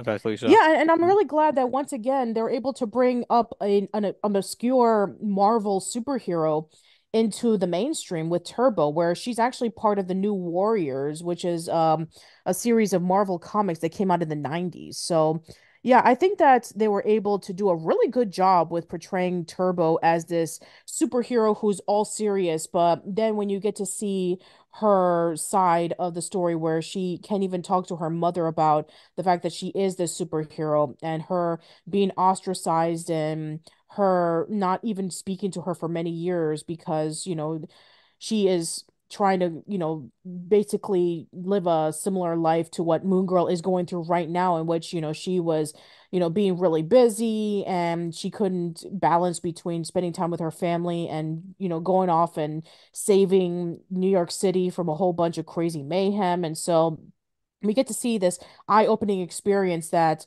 Lunella is seeing, wow, do I really want to end up like Turbo, where even as an adult, that she can't even tell her family that, she's a superhero fighting off against crime. I mean, we even know that her family loves Moon Girl. They see her as a superhero, that they're like a role model to them. And we saw this in several episodes, whether it be with like Mother Like Moon Girl, in which that we have Lunella's mother saying like, you were a role model to Lower East Side, and with Dog Day Mid-Afternoon, in which Pop says that he really appreciates Moon Girl helping him out with like the dog show, or even with Roller Jam saying that, you're the coolest superhero in Lower East Side because you love rollerblading just like we do. So yeah, everybody loves Moon Girl. Her own family loves Moon Girl. And the fact that she would have to reveal to her family that I'm Moon Girl must have been really difficult for her. Yeah. So I think I'm really got much else to say really about our first part of the finale. Really, I think we're just kind of building up to what I really am interested in talking about, which is like what we ended up with Yeah, it's very in the similar to like Lafayette OMG household. issue one, in which like we got this whole backstory and it leading up to like the major part, which is the season finale, which is all about the drama and the action. And this one, yeah, let's talk about the molecule level. And yeah, this is when things really, really get intense. Yeah. So Lunella tells the family that she's Moon Girl, and they all start laughing because they don't believe her. And then obviously the whole room starts to go crazy, and then we get the return of Molecule Man, and he wants his revenge on Lunella for effectively like having the Beyonder do what he did to him. And he's basically we're going through all those phases. And the one thing I think that really affects Lanella is the fact that not only is Monocle Man obviously entrapping Lanella in in her own room, but also she's harming Monocle Man is harming her family, and Hmm. is going to try and eliminate them, and she just feels so powerless about being able to do anything about it. So, but then, Devil Dinosaur, as we all know, the great, sidekick for Moon Girl, gives her a suit, and then she basically gets down to like, kicking ass, effectively. Yeah. And but as you can tell, like, Molecule Man is still more powerful than Lunella, and so he gets the upper hand.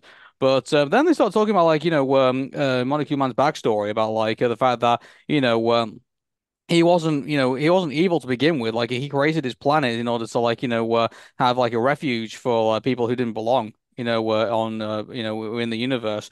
And then, the Beyond unfortunately destroyed all of that, and that's the reason why he did what he did. Yeah, and And we so, kind of knew all that already in the first episode of season two, The Great Beyonder, where Molecule Man was telling the Beyonder, "You destroyed my planet," and the Beyonder was like not remembering until he realized, "Oh yeah, I was playing golf and I guess it landed on your planet. Oops, my bad." And Molecule Man was so pissed off. And we get to see more of that in this episode, the molecular level, in which Molecule Man explains to Lunella that I used to be happy on this planet, and, we used to have peace and prosperity until everything was destroyed thanks to the Beyonder. And, yeah, again, the Beyonder is not in this episode at all because of what happened in the previous episode, in which when Lunella was making all of those wishes and she wished for the Beyonder to go away, and he hasn't showed up since. So, yeah, you would think that, oh, the Beyonder's going to come into this and he's going to probably say like, "Oh, what do you want? I thought you didn't want me anymore." And then Lunella was going to apologize, but that never happens.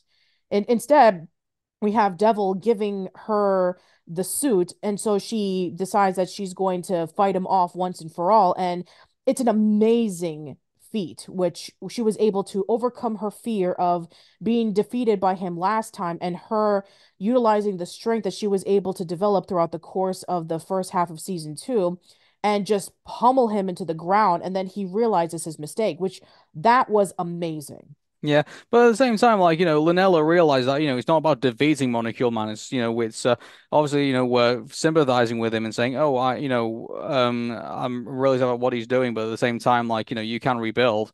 And I thought that was a really great message, I think, to come out of that.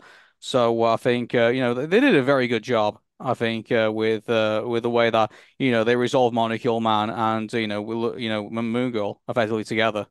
So, Hmm. and so.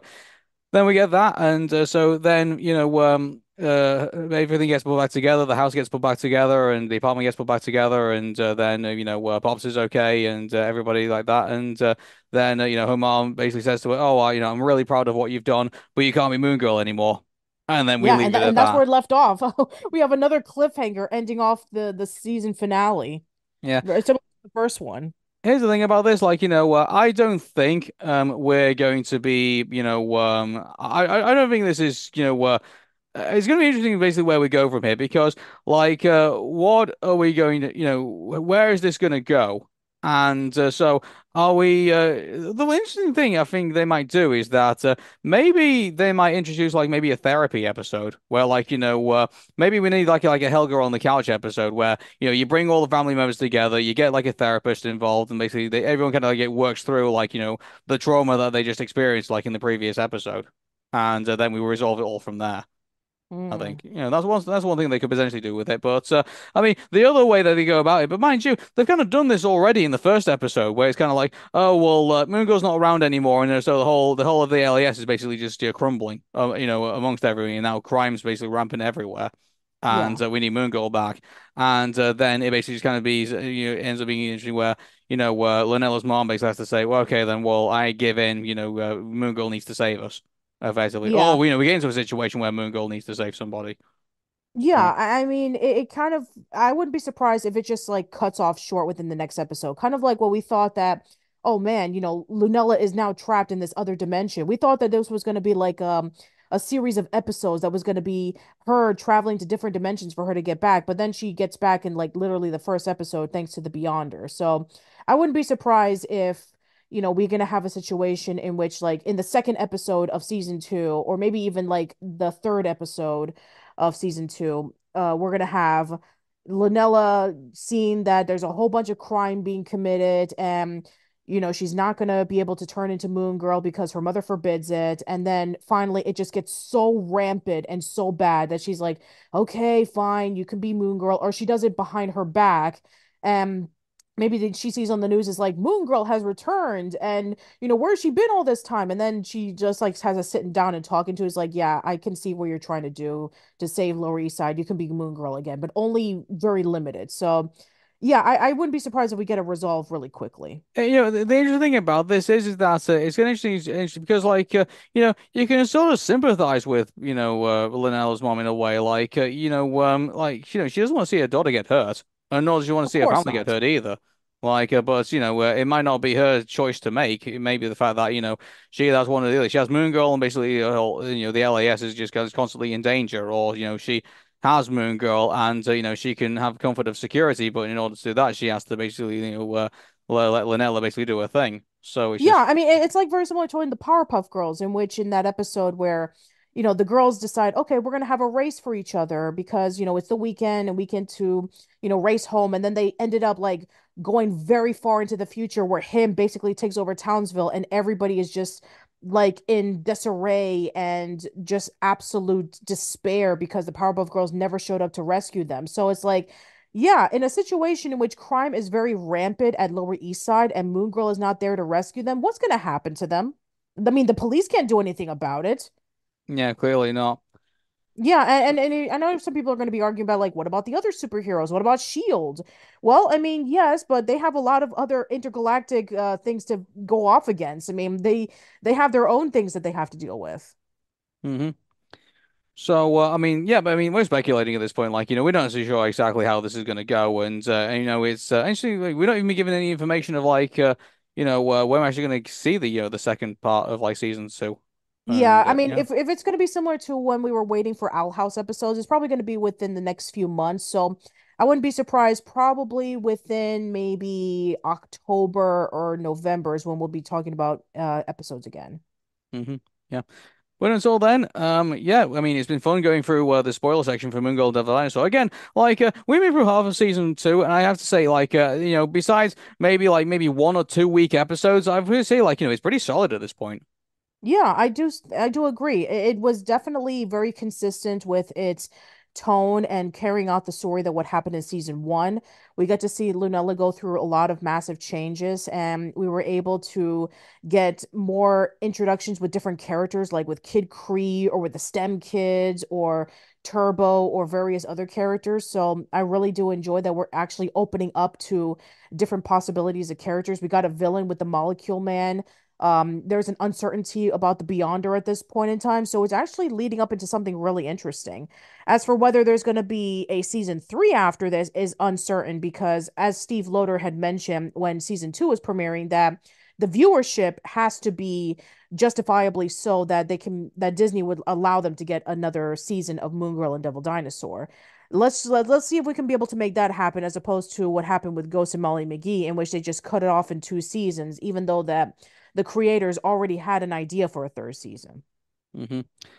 Okay, so yeah, well, I mean, we've enjoyed it so far, and unfortunately now I think we're going to be covering another season. Sorry, another show that's for our spoiler section Yeah, when that's it gets right. released, and As you guys remember in Aaron and Patricia, that season two of Monsters at Work is going to be premiering next month on the Disney Channel and then on May on Disney Plus. So, yeah, until we get more Moon Girl and Devil Dinosaur episodes coming, Monsters at Work is what's going to be coming into our spoiler section for the next few I weeks. want to think that Monsters at Work is going to take whatever the problems were in the first season and address them, but I don't know. There's part of me that believes that they might not do that. But anyway, we'll see when we get there. So, Yeah. But yeah, we will be doing an episode of Casual Chats pretty soon on season 2A of Moon Girl and Devil Dinosaur to give you our recap thoughts of of this particular season. And yeah, I'm really looking forward to going into that because a lot of people really did like our talk on Moon Girl and Devil Dinosaur season 1. So yeah, I'm really looking forward to talking about season 2A. oh, definitely. But until then, Yeah. thanks everybody, and we will see you all next week. All right. Take care, everyone. Bye bye.